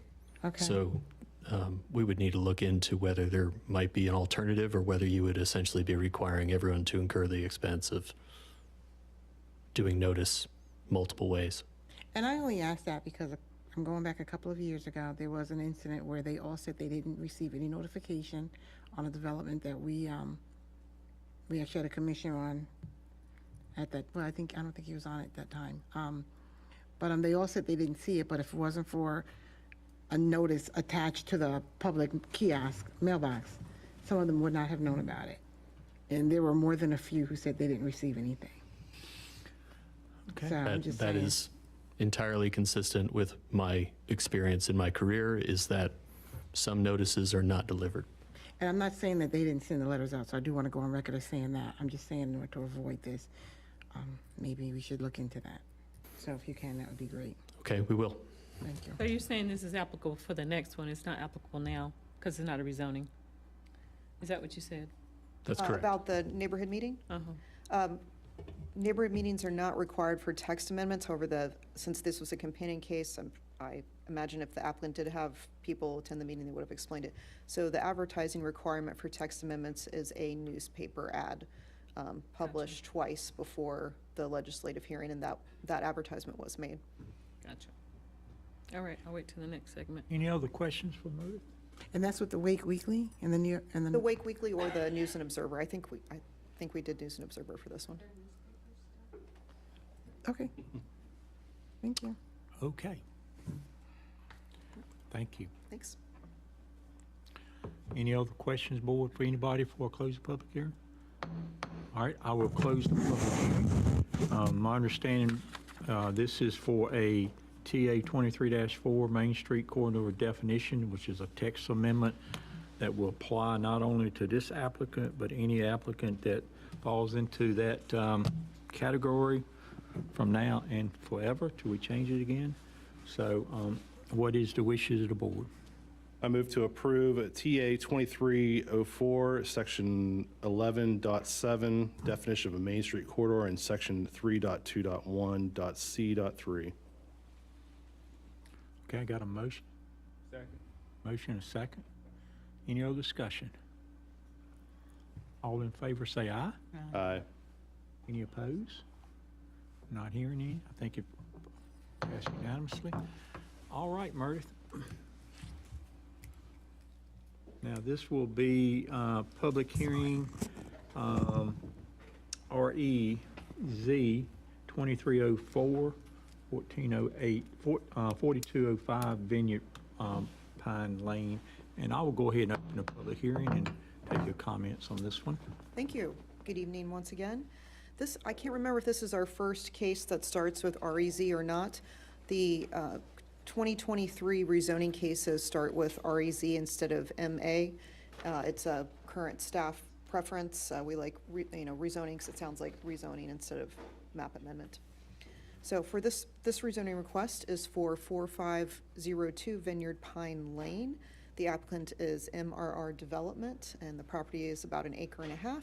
And the request is to change the zoning from office and professional conditional zoning district to general commercial conditional zoning district.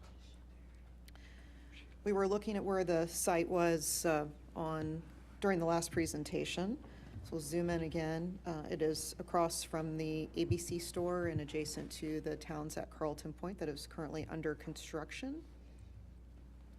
The future land use designation is commercial. And the existing zoning, as mentioned, is office and professional conditional zoning district. And the applicant is proposing to change it to general commercial conditional zoning district. And several years ago, there was a rezoning and a special use permit for these 6 lots. And when I say 6 lots, I'm talking about the ABC store, the 4 that make up Towns at Carlton Point, and then the one we are talking about right now. And back when this case was done, looks like 2007, there were 6 conditions. There were special use permit provisions that morphed into conditions with the 160D updates. So the 6 conditions, out of those 6, 1, 2, 4, and 6 were taken care of with previous development. So we need to take a look at conditions 3 and 5. Condition 3 is that all site plans and uses on the lots will come before the Town Board of Commissioners for review. And the allowed uses for what's left are banks, barber and beauty shops, funeral homes, medical clinics, dentist offices, professional administration offices, and libraries.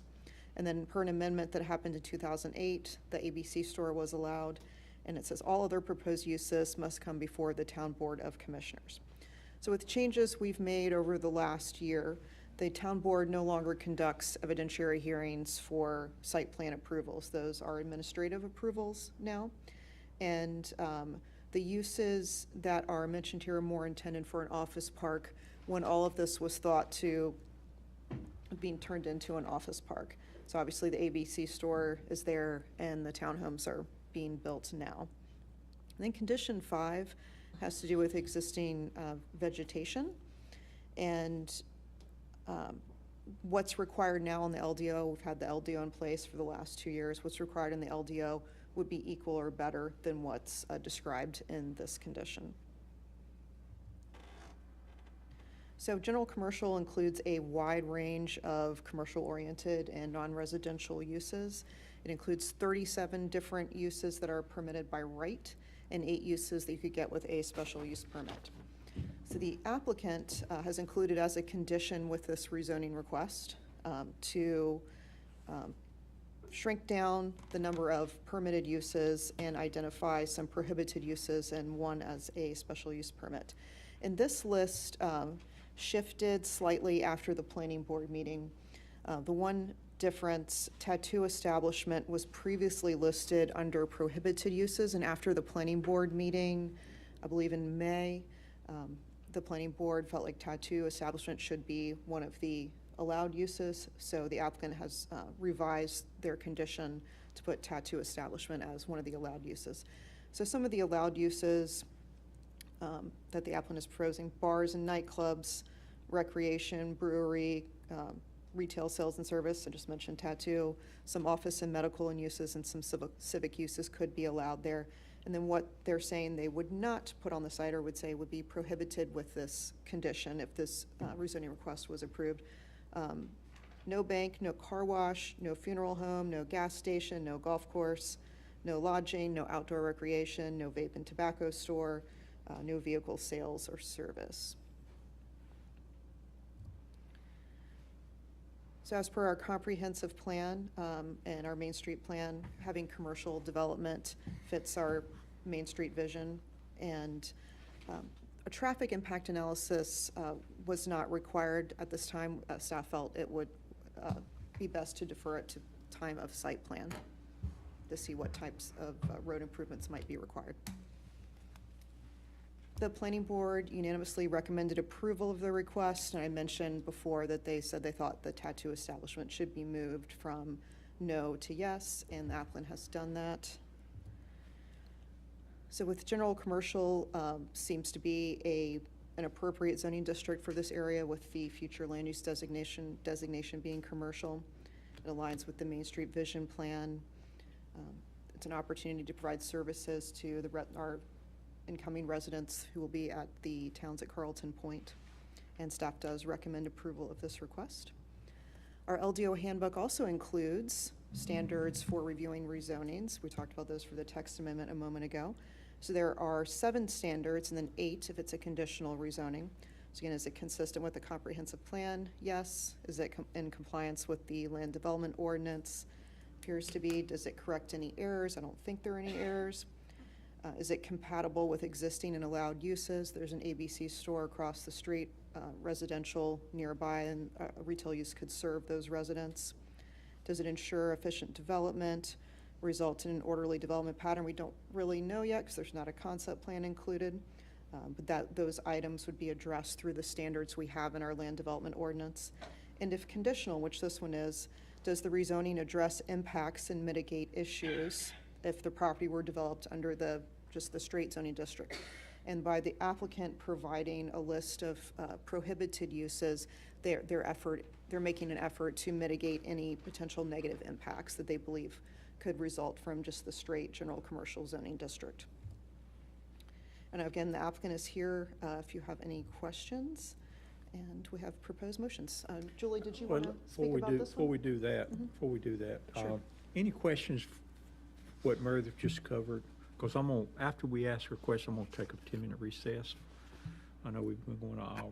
I don't have any questions as to what she said, but the proposed uses, I do have issues with some of them that are on. If you have I'd like a to have question, that go up. ahead and ask Go her back to that. while Okay. she's up there. So, because that's in a neighborhood, and we know what we dealt with as a board with the current bar that's in town, I just think we're asking for more issues with the townhomes and the single-family homes back there. So, the bars and the nightclubs, I think that will be an issue with traffic and with noise. The brewery, I think that would be another issue.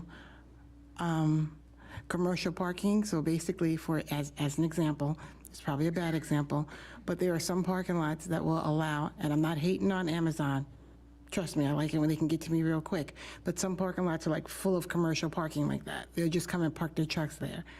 Is that what that's saying by saying commercial parking? Like you would have big trucks or small trucks or car dealerships parking their cars there? What is commercial parking? That is a great question. I don't know off the top of my head. I can look it up in our LDO real quick. Okay, so you don't have to do it just yet, but to me, that would be an issue if that were allowed. If anybody else has any, please do it because I'm I think struggling. those were the main ones I was looking at. Those are the ones, so those would be the ones that I would say no to. I mean, just, you definitely looked at this list, right? You can see it pretty good, okay. What is that, something manufacturing? Artisanal manufacturing, Okay, like jewelry making, pottery making. oh, okay, yeah. And a school across from an ABC store. A school? No, that would not be good either. Okay, so, does anybody see anything else on there that, regional sales and service, or retail sales and service, okay. All right, so those are the ones that I can see personally, that I would, 1 of 5 people would say no to. Okay, Okay. Meredith, yes. what is planned to go there? This microphone's not working. Oh, okay. Nothing has been submitted to us yet as far as any type of development plan. When speaking with the applicant, they mentioned retail space, and I'm sure the applicant would be happy to share with you some of their thoughts. Thank you. Any other questions for Meredith? No. Down there? Thank you. We're going to take a break for 10 minutes. We'll come back at 8:50 by that clock, and we will allow the applicants first to speak, and maybe anybody that sign up that want to speak at this public hearing, make sure you sign up while we're on break. So we're on break until 8:50.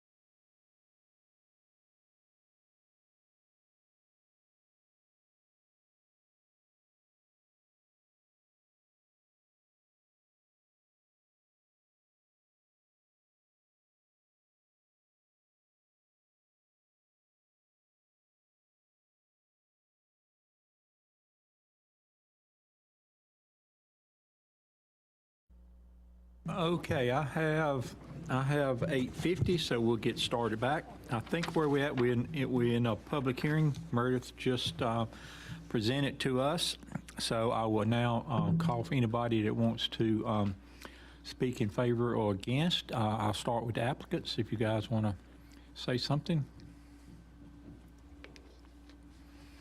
Good evening again.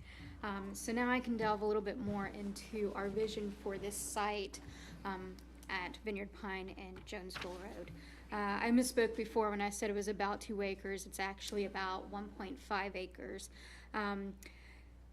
As Meredith described, in 2006 with the special use permit, this is the last standing lot, and it is constrained by that standing special use permit to about 6 uses on the lot: a bank and funeral home, medical and dental offices, professional administrative offices, a library, and some barber and beauty shops. What we're looking to do, instead of sticking with the OPCZ zoning, we'd like to go to the general commercial zoning so we can open it up for some more uses such as eating establishments. We're looking at donut shops, ice cream shops, sandwich shops. We would like to expand those uses, and so with the site constraint of this site, since it is the last developable lot in that little area, we had moved 17 of the permitted uses that are already allowed in the general use district over to the permitted side. We kept about 30, and then we kept 1 as special use, which was already listed as special use. And those 17, we decided were not viable as what we wanted to develop on the site. So those 17 prohibited uses are what we're pulling from the already allowed uses. Now, before we went to break, Commissioner Medley had some questions on some of those uses that are already allowed in the general use, and so in the general commercial use, and so I'll just quickly go over why we left those in. With the bars and nightclubs, against the LDU definition, it's any establishment that retails alcohol more than food. So it's not just a bar and nightclub, it would also be considered a bottle shop, or it would also be any kind of shop that has a alcohol sales revenue higher than its food revenue. So there are several shops in Wake Forest, several shops in Zebulon where you go downtown. They do close around 10 or 11 o'clock at night. They're not open to 2 or 3 in the morning as a traditional nightclub, but they are more bottle shop type situations where they're retailing the alcohol on premises and not retailing food. And so that is why we kept it, because of that definition doesn't pull out, say, nightclub that's open to 4 o'clock in the morning, selling alcohol and has a dance floor and that type of thing. The definition ties the two together. So in order to keep our options open, we have kept that in as a permitted use. Same for the brewery distillery. We're not looking for a large type manufacturer. We're looking at small scale manufacturing because this site is so small, with 1.5 acres of usable space, and the buffers, the parking, the landscaping are all going to take that down a little bit farther. So a large scale manufacturing site would not fit, but a small bottle shop, a small brewery might fit on the site, and it might be a good fit in the future. So we'd like to keep that option open. Since it was already permitted use, we kept it in the permitted uses table. The commercial parking is basically a commercial parking lot where you can keep cars overnight. We did keep it in the permitted uses table. That is not the vision for our use at this time, but it is a use that was allowed, so we kept it in because it didn't seem like it needed to be a prohibited use on site. Given the site constraints of a 1.5 acre lot, it's really not big enough to put a car, like a car park or a parking deck, a cement drive around type situation is just not going to work on this site. We kept it in there just in case there would be something in the future where we needed overnight parking, because that is the only allowed option that the LDO defines as a use that has that as an allowable use. For schools, like a K through 12, it does list private schools, not just state schools. So keeping that in as, oh, go ahead. It looks like you have a question. Go ahead. No? Okay. I thought you were going to say something. So for the private schools, such as a Montessori school, any type of school like that, where a small private school would have kids coming in, parents dropping off, parents picking up, no bus type situation, that could be an allowable use. As it's already allowed in the general commercial, we're asking to keep it in. But if there's a heartburn with it tonight, we're willing to move some of these over to either special use or back over to the prohibited use.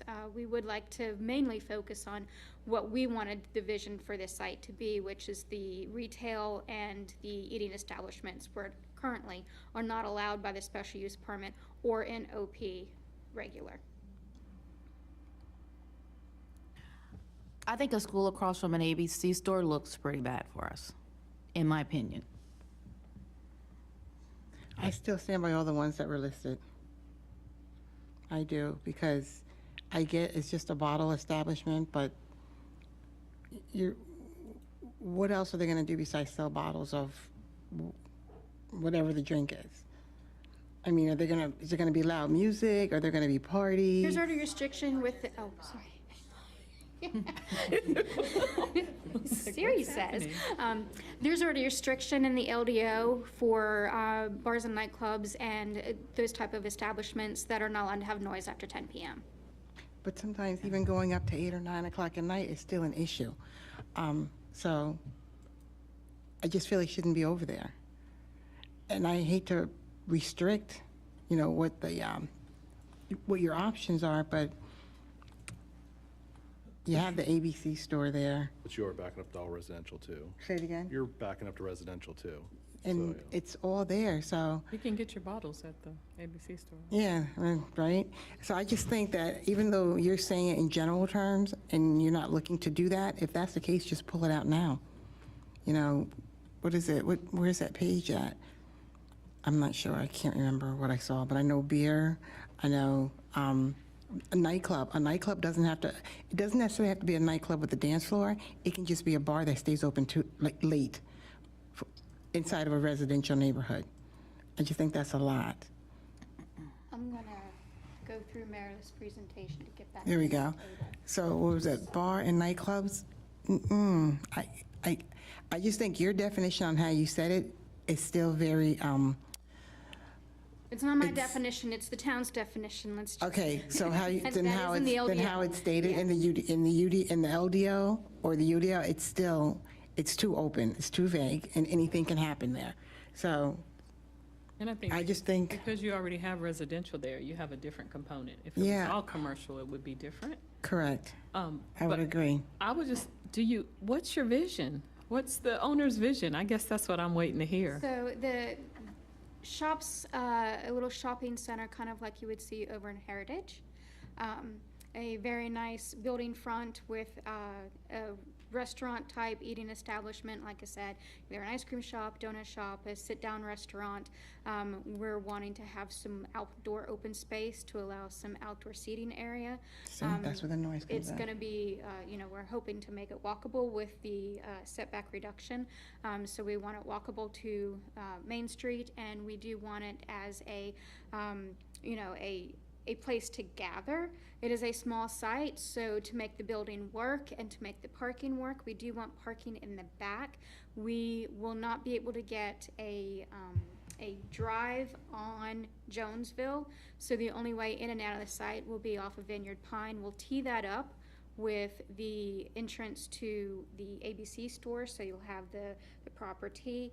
And so that would probably make us have a L-shaped building on with different suites in there, with the front side being the walkable center and the active use area of tables and chairs, and then the back side having also some open space, and then the parking. And then the suites inside would be along the lines of what you see at the Heritage Shopping Center. A little bitty retail, a little place to sit down and have some lunch, and that's your shopping experience. Which heritage are you referring to? I can have Omar come up and speak a little bit more to that. Omar is in charge of leasing, and so he can talk about what he envisions for that as well. Gotcha. But I do think bars and nightclubs and breweries, you need to, that needs to come out. I don't see the point. We got the ABC store, we already got the bar. Good evening. My name is Omar Al-Casey. I'm with the MRR Development Group. We're trying to develop the site. So you asked about our vision and goal, and so we see a multi-tenant retail building. So right now we envision it as being an L-shaped building. I don't have any tenants signed up yet, but I've been talking to a lot of tenants. Neighborhood business type of services, so coffee shop, ice cream shop, sandwich place, maybe Jersey Mike's, maybe a Subway, maybe a Chinese place, maybe a nail salon. And I know you keep bringing The nightclub? the nightclub and the brewery. So two things. I just developed the shopping center over in Wake Forest called Wheatfield Shopping Center, across from the Wheatfield Shopping Center, Weedsfield? across from the Heritage High School. And there's a brewery in there. That's Blackbirds. Yeah, Blackbird's Brewery, yeah, with Harmony and Ian, yeah, they're good people. So you need a pretty dense neighborhood and a lot of rooftop to really support that. I don't think we have that here, and we don't have the parking. So we're probably gonna try to hit maybe 3.5 per thousand parking ratio for the square footage. You need a lot more parking than that. So there's a lot of other things that have to happen before you get to that point where you can, I don't want a nightclub in there. I want neighborhood businesses. But when we're trying to rezone this, it's a long-term thing, right? So right now, maybe a sandwich place might go in there and a couple other restaurants. 20 years from now, things might look different. And, we had to go through this whole process just to get to the point where we can have some allowable usage. Who knows what the downtown corridor is going to look like 20 years from now? And maybe, maybe that would be something that would be an option, or maybe not, So that's kind of the vision, is a multi-tenant unit, with some neighborhood businesses that would go into that building. So kind of hearing the board here, moving along, are you willing to take out the bar, nightclub, brewery, and distillery? So it's a pretty broad term. If the noise is the issue, there is already a noise ordinance. That doesn't prevent a pizza shop from pitching a tent in the parking lot and playing music, right? It doesn't stop a restaurant from putting a tent out there or even just playing music if they have an outdoor space. But it doesn't add the extra factor of the alcohol and booze either. I'm sorry? It doesn't add the extra factor of the alcohol and the booze either necessarily.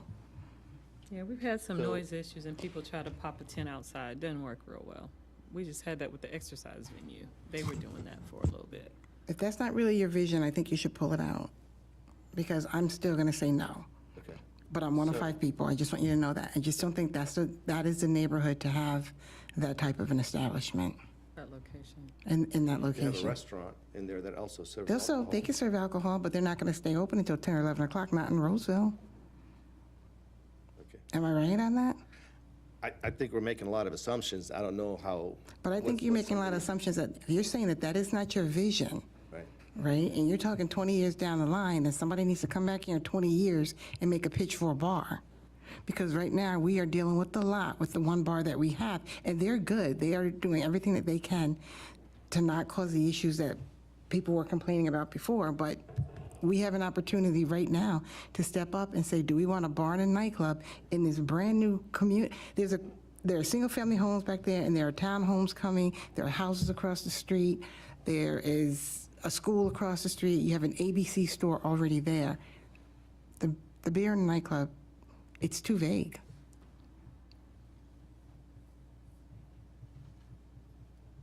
I understand what you're saying. I think you're pushing it because maybe that is an option that's on the table right now for a beer and a nightclub. Is it not? No, it's not. I feel like it is because you're really pushing that. That is something that I'm. It's an okay. option for, again, when you're developing a site like this, you got to consider Look to the future. long-term. That's right. I understand. That's I right. get that. Yeah. I don't think a neighborhood should be surrounded by a bar or nightclub. It could always be considered in the future. None Yes. of us know the future. My concern is the neighbors being left out. I know we have this whole stipulation, and what we have to do is notify the neighbors, but out of 40 people, no one showed up, and the one person that's on the list, she is here physically, says she did not get the notice. I have a problem with that. I've had nothing to do with that. You're part of the applicant process, Well, right? I was informed of what we had to do. Okay. And I was told that we did what we were supposed to do by Okay. the EDO. Okay. I was aware of letters and addresses. I saw the list, so I know we went through the motions of trying to inform everybody. We're not trying to, sneak anything up on anybody, so. Okay. Can you be a little bit more clear again? Julie had mentioned the parking, the commercial parking. What exactly? I really didn't get more of a definite, like. I'm it not really didn't- sure what that, I mean, I don't know if that refers to, like, if it gives you the option to build a parking deck, I guess? Is that what's considered commercial parking? I don't know what that is. I did look it up on the break. Okay, good. And we can go here. So here's commercial parking. It's a surface parking area where you can park. It's just like having a parking lot. So no, not included outdoor storage of vehicles. So it's simply a parking lot. Basic parking. Oh, okay. Not bringing in any money. Yeah. Oh, so it would not be, so they're saying they want it to be a commercial parking lot? Is that what that No, says? It's an option. Just an option, that's all. Option. No, I think I would take the that out. permitted use is what is already permitted in the general commercial zoning. I get it. Okay. So we didn't add that in there, I think. I did, but you didn't take it out either. We didn't take it out. That's Yeah. right. That's right. Yeah. All right, well, Okay, so to not prolong anything, what I am hearing by all the commissioners, to include my mayor, what is being asked is, out of all these permitted uses that the board would feel comfortable with, is taking out bars and nightclub and brewery and distillery and the parking. Okay. Is that correct? correct. For me. And the mayor, going back to asking you that question, which I'm gonna ask that question now. For the board to feel comfortable, Right. those three have to right? go. Okay. So In the school, just, in the school, Well, there's already a school across the street. not across from the ABC store. That school Yeah. is buried behind Yeah, your charter something school. else, yes. what's wrong with this, with having a school? I mean, I don't Well, see anybody Commissioner building Sneed explained that. You're right across from the ABC store, from a liquor store. Why would you want the school like right across from that? Is there any other reason besides that? Did you want to speak on that, April? I just don't think it looks good for Roseville. Personally, that's just my opinion, Doesn't send the right signal kind of to have. It a does school. not, no. to me. But that's me. Understand? So if we move something under special use permit, what does that exactly mean? Does that mean if that use comes up in 15 years from now, whoever's trying to, I don't understand why you're focusing on 15 years from now. because I don't sell my buildings, I'm gonna be owning it. and Right, but we're managing it dealing for with the- July 2023, right? So what you're coming here asking for, and we asked about the vision, right? This board has objected to those items that have been laid out to you several times now, Right, right? So they wouldn't move to special use permit, they would move to prohibited in July 2023. okay. That's where we are. Okay. And I think that you have to consider the neighbors. There are neighbors that live there, and 40 people were supposedly notified. And one person is sitting here with her address correct on here and saying that she didn't get the notification. I don't see how you do that.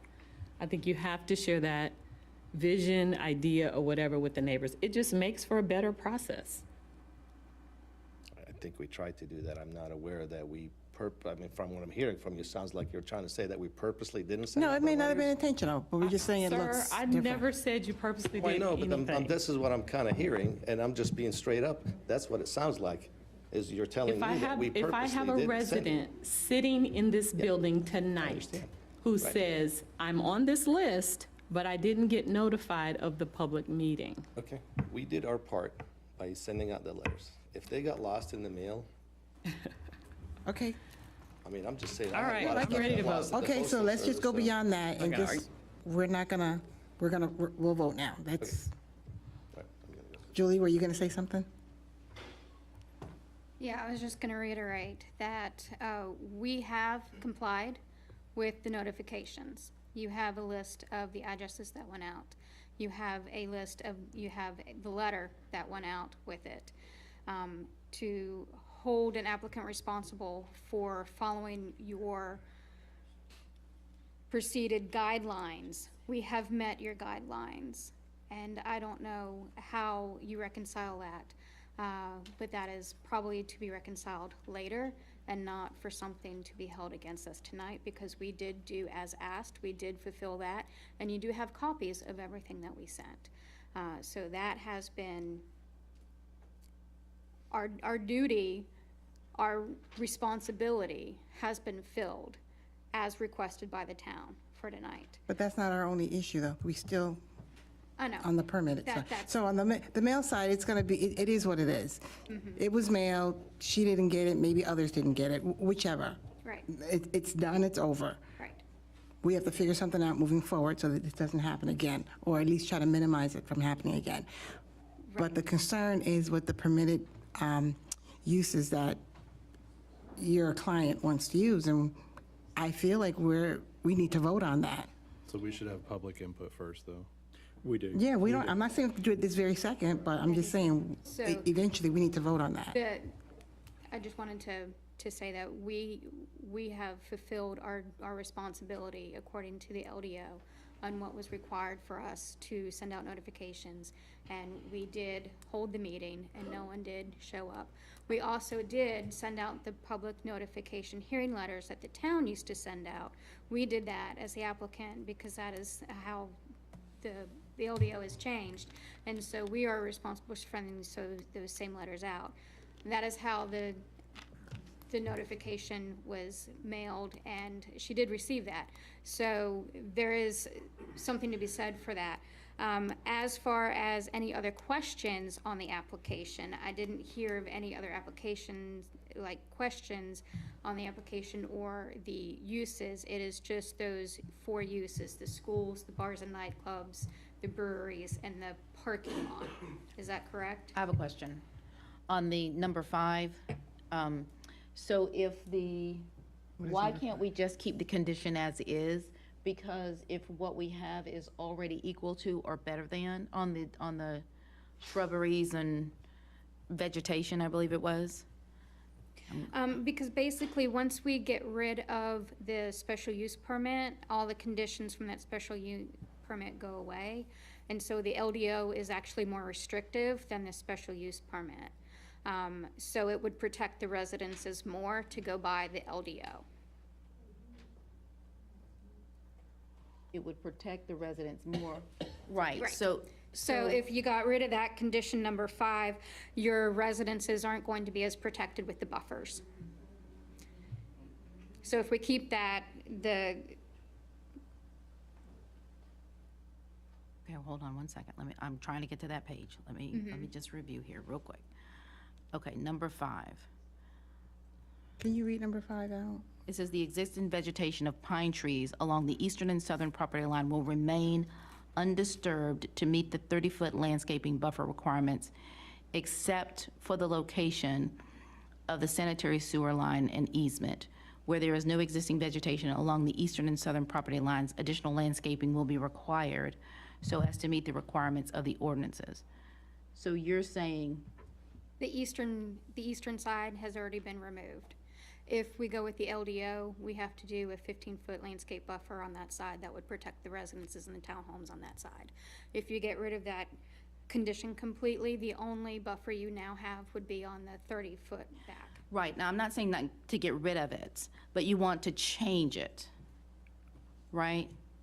So what we have, you're saying that what we have in the LDO is not already better than what is being No, proposed? I'm saying the LDO is what's being proposed with the new general condition zoning. Okay, General commercial conditional zoning is going to comply with the LDO. Okay, I think I had a The LDO is more misunderstanding there. restrictive. okay, By keeping number 5, Those trees on the eastern side have already been removed, and there Okay. would be no buffer between us and the townhomes. Right, got it, okay, okay. I think I had a disconnect there. So the LDO is more restrictive. Yes. So we're saying we'll put that buffer in. That's To what I- okay. protect from the parking spaces and the residences.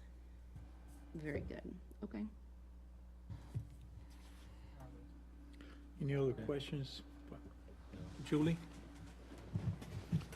Okay. Okay, Let's thank you. hear, thank you, Julie. And I may have a follow-up, but let's hear from the public. Anybody from the public signed up that wants to speak? So, again, my name is Tanya Rushing. I live at 119 Pride's Crossing in Roseville. I just want to make an embattled plea for my neighborhood. And when I look at the residents on Pride's Crossing, we're a very close-knit neighborhood. I speak with my neighbors constantly. We look out for each other. And the one thing that we've consistently complained about over the last 2+ years is, A, some of the construction work that's going on where people come in, they dump stuff. We're having to clean off our back lots all the time. There's noise. We put cameras up so that we can see all the different things that are going on. Adding something like a nightclub or a distillery or those types of things is just not what I signed up for when I came to Roseville. I had looked at moving to 5401 North and looked at Carlton Point. I chose Carlton Point because I did not want to be in an area that was congested with a whole bunch of different, because 5401 has nightclubs and they have different things that they were putting in that neighborhood. So I specifically chose Carlton Point for that reason. And this coming up, if I had gotten the first notification, I can tell you I would have shown up, because we as a neighborhood have been consistently complaining to planning, calling the non-emergency line for police on a consistent basis for just construction stuff. So I can't imagine if there's a nightclub or some type of distillery that's sitting there. I just, from a neighborhood standpoint, want my niece to grow up in a neighborhood where she can go outside and enjoy whatever it is that's going on without all the disruption of noise. I work from home. I don't want to sit and have to concern myself with on a consistent basis of what noise is coming from one small area. And I can say it's a determining factor for me is whether or not I stay in Roseville. So I just wanted to make it known that I know my neighbors weren't able to come because they're working, but I do know that we've had consistent conversations about this and they are not happy. That's it. Thank you, Ms. Rushing. Okay. Anybody else sign up to speak, Robin? Was that it? Okay. You good? Okay. So before we close the public hearing, did the board have any questions? No.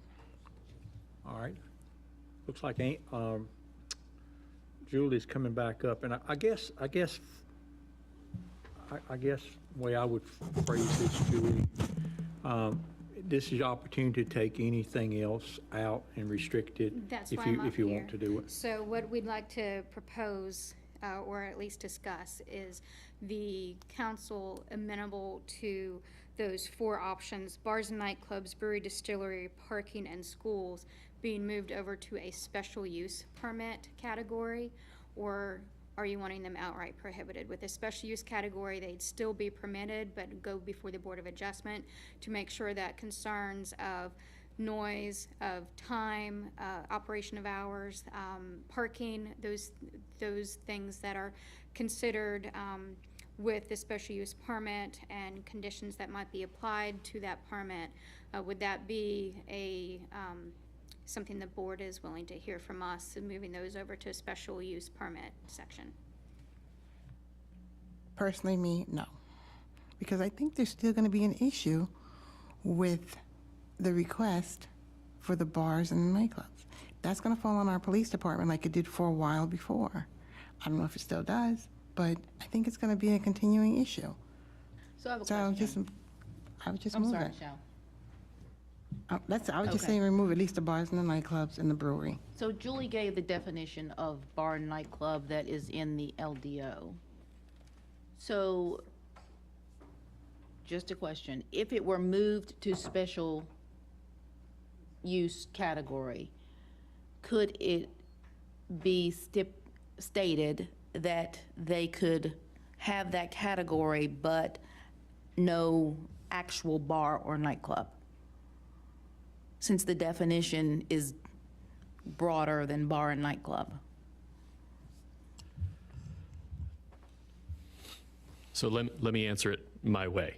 Okay. A condition could be adopted that prohibits certain uses that are not named in the LDO. So you're not limited to the categories in terms of how an individual condition is written.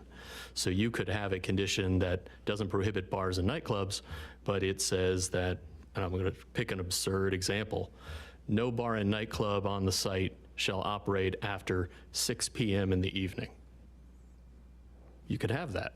You could have one that says no bar or nightclub, so it'd be the category, may have outdoor consumption of alcoholic beverages.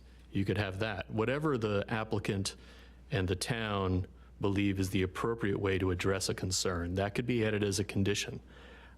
My guess, however, from what I've heard from the board, is that that's not going to get you anywhere.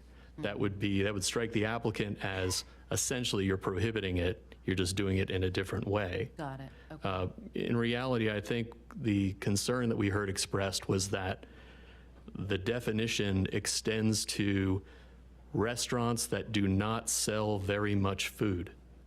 In North Carolina, traditionally, that meant you were a bar. That has always been the definition until we loosened up our liquor laws. That was what it meant to be a bar, was that you sold more booze and you sold food. We've changed that a little bit at the state level, but that is a pretty traditional way to measure. So a pizzeria that sells beer is never going to have a problem. Right. But a bottle shop that tends to have more people sit at their little bar with their numbered taps versus actually selling anything is going to have problems.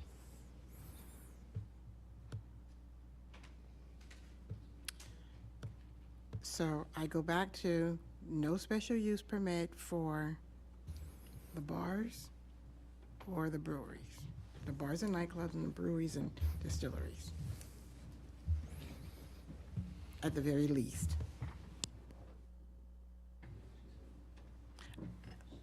Have all four taken out is what you were saying. Say it again? I don't know. Mayor?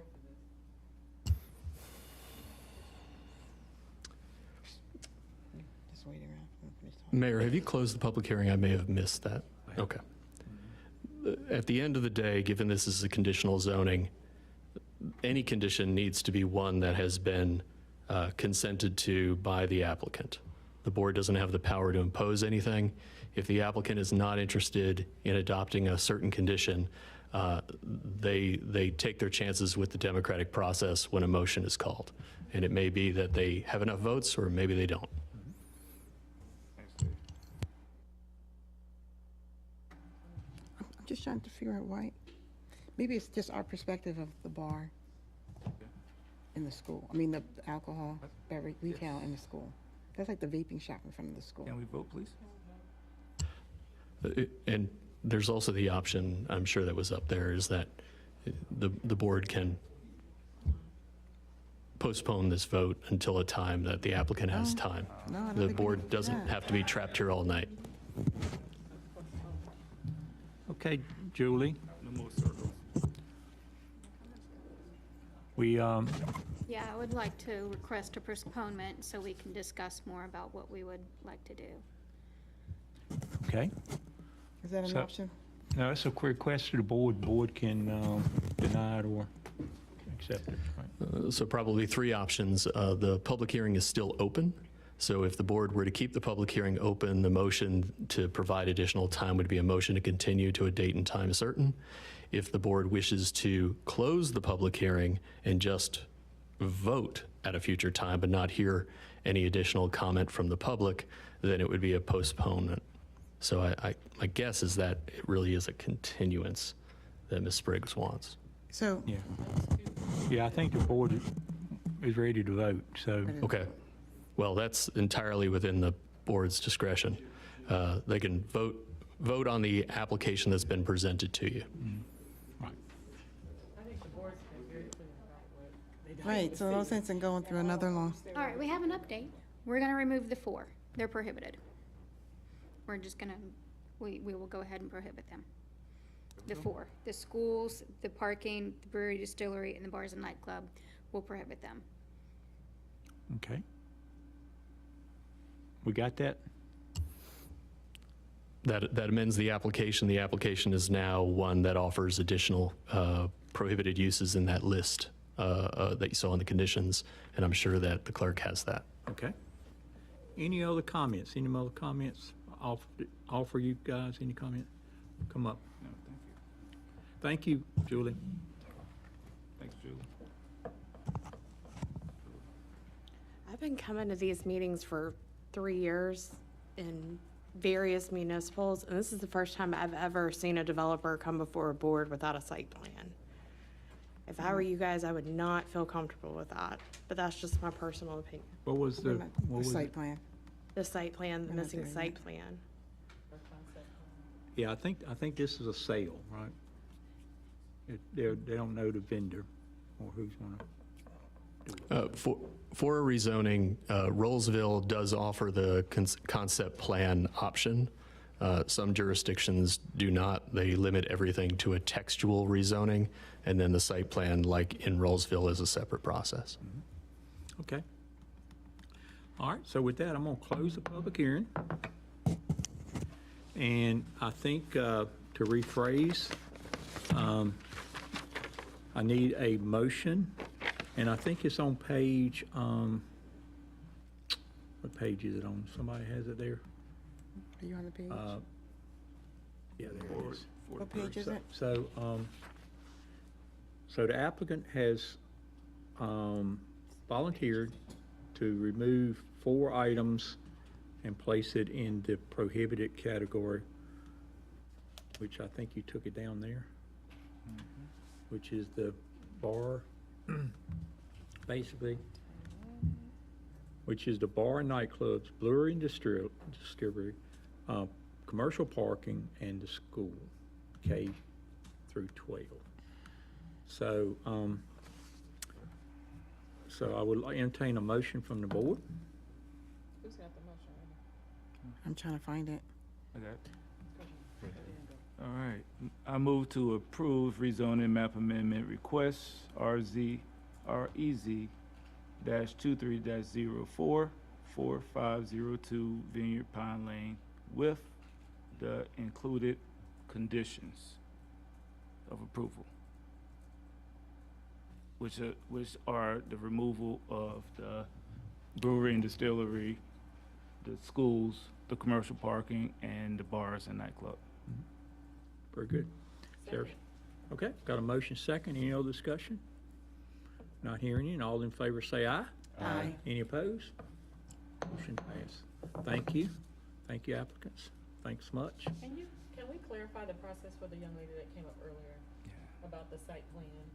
Yeah. Because it wasn't clear to me, but the site plan has to Yeah. come back for approval. It doesn't come through us, right? That's correct. It's an administratively approved site plan, site development plan. For example, 503 South Main Street came here with a rezoning where they had a list of prohibited uses in a similar fashion, and that is in review right now.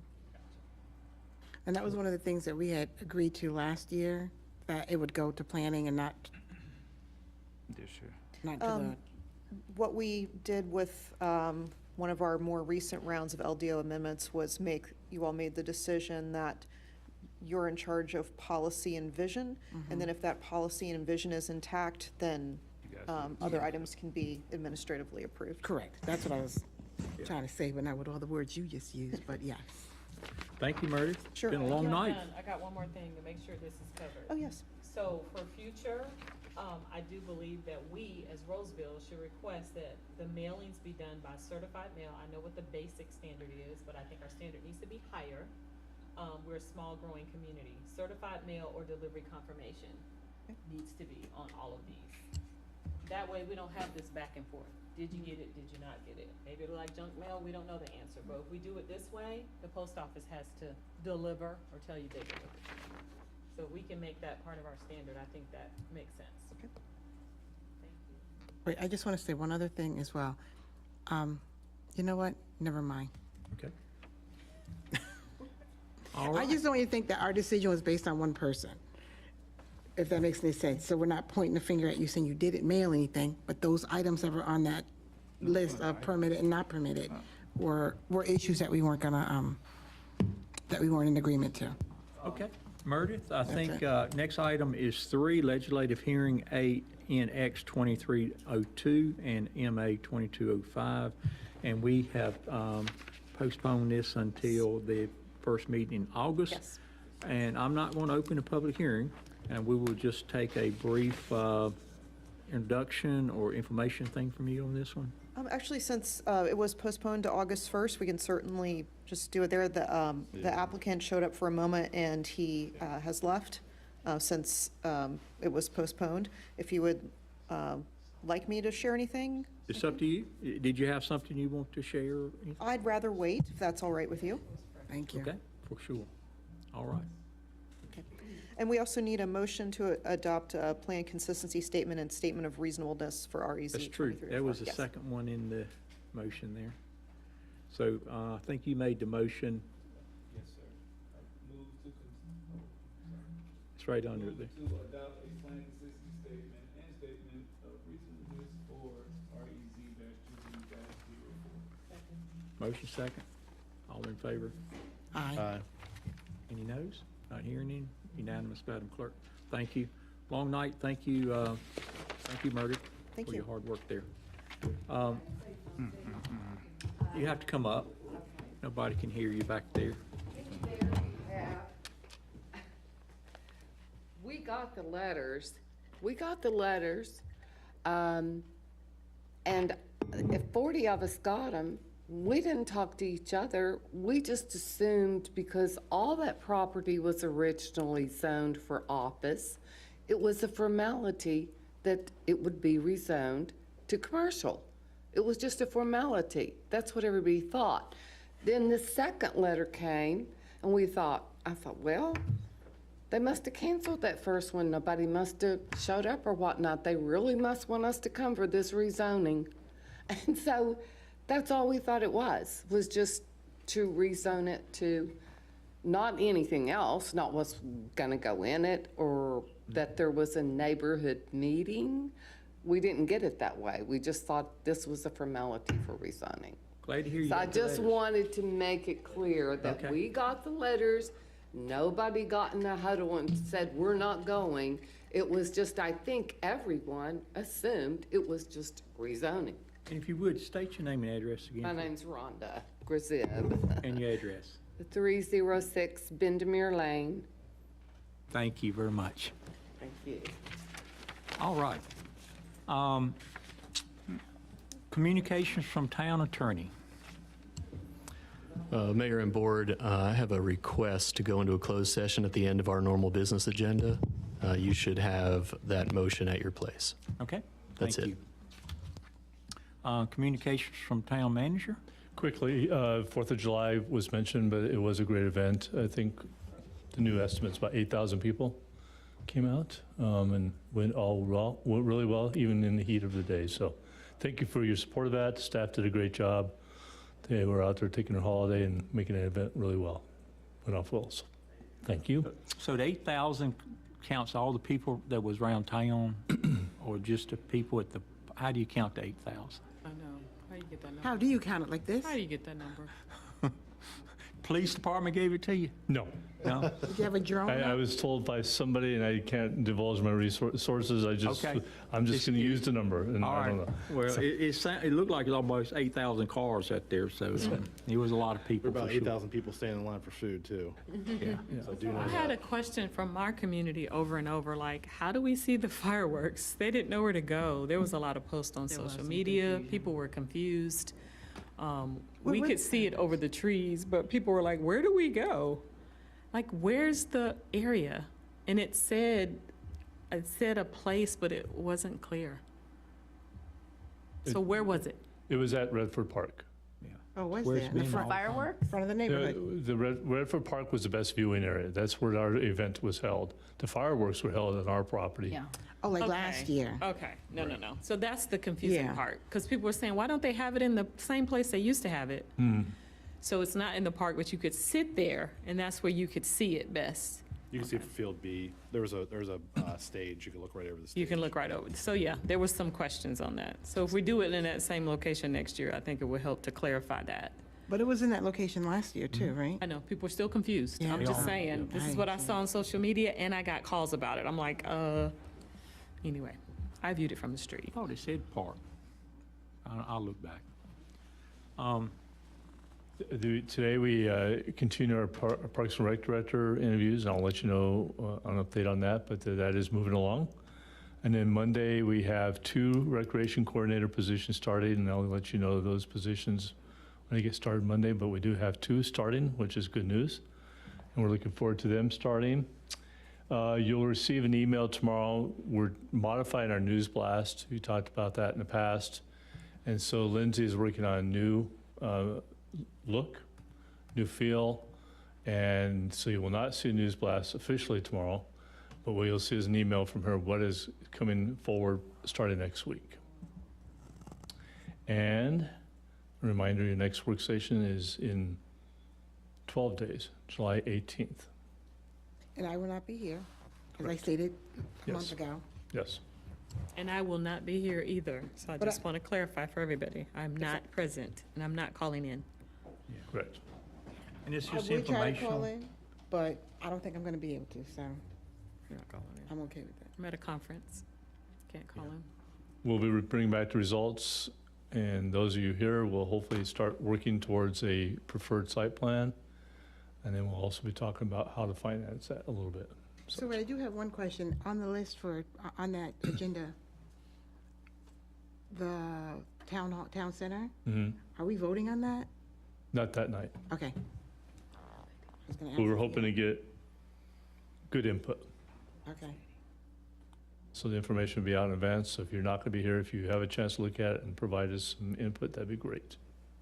You mean before the 18th? Yes, Well, if you get a chance. So if not, I understand. I don't even know how I'm gonna get my internet in another country. You're I not, mean, you're not. Oh, so, I'm so not- unless it I'm comes not before the suggesting you 18th. are, so I'm just saying. Oh, If you and do. also, we need some W-40 for my chair, because every time it moves, it sounds like something else. You hear it? I just thought I'd throw that in there, it has nothing to do with That's all I have. anything. That's one thing, just a quick update. I know one citizen Nothing brought to up do with about the fall ball. Nothing's changed on that. It's Correct. still, Correct. We're still moving towards spring ball. was it soccer? What's this fall? Soccer? Flag football. And NFL flag football. Okay. No other sports things. No changes in there. Correct. Okay. Good. Wait, is he still also thinking about that other organization to come in? Any decision on that yet? To come in to help with the sports? Soccer. Soccer? They are coming in. Oh, Yeah. so when did We that get we up? talked about that 3 times, twice, or 3 times that is happening, MOUs. Well, we talked about it twice, but I had asked you a question about the financing part. And if it was a done deal, but the last time you and I spoke, it was still being thought about. Last time we talked in this group, I thought we talked about that was happening. I remember it. I I remember remember that talking about it, but I discussion. still didn't think it was like completely done. All right, cool. Maybe I Okay. was sleeping. Any communications from the board? Anything from the board? Good, all of you had really good reports this month for liaison reports, so thank you for that. A lot of attention put in that, so. The only thing I will report is on the mayor show this next week from tonight. Two kind of icons here in town will be on there. Sherry Bowers, one, she does the backpack buddies and also the downtown farmers market, so we'll be talking about that, which is where we had the, as you mentioned, had the radio station to come out to, and very good. And then Barbara Timmons, and Barbara's been working with the chamber recently, and she also has a business, and she's also original resident that was born here, so a lot of good things we can talk about there. So tune in on that. And lastly, I think there has been a request from the attorney for a closed session. Anybody have that? Why can't we say so moved on that? You won't I let can us- read So that. long. Yeah, read Thank the General Assembly. I move that the board go into closed session pursuant to section 318.11A3 of chapter 143 for purposes of preserving the attorney-client privilege. The board expects to receive information relating to Roseville versus Privet Properties LLC in Roseville versus, I feel it says Eddie's? Edens. Edens. Oh, really? Oh, sorry. Edens. Okay. I got a motion, is there a second? Second. Motion, second, any other discussion? Not all in favor, say aye. Aye. And we are going in closed session.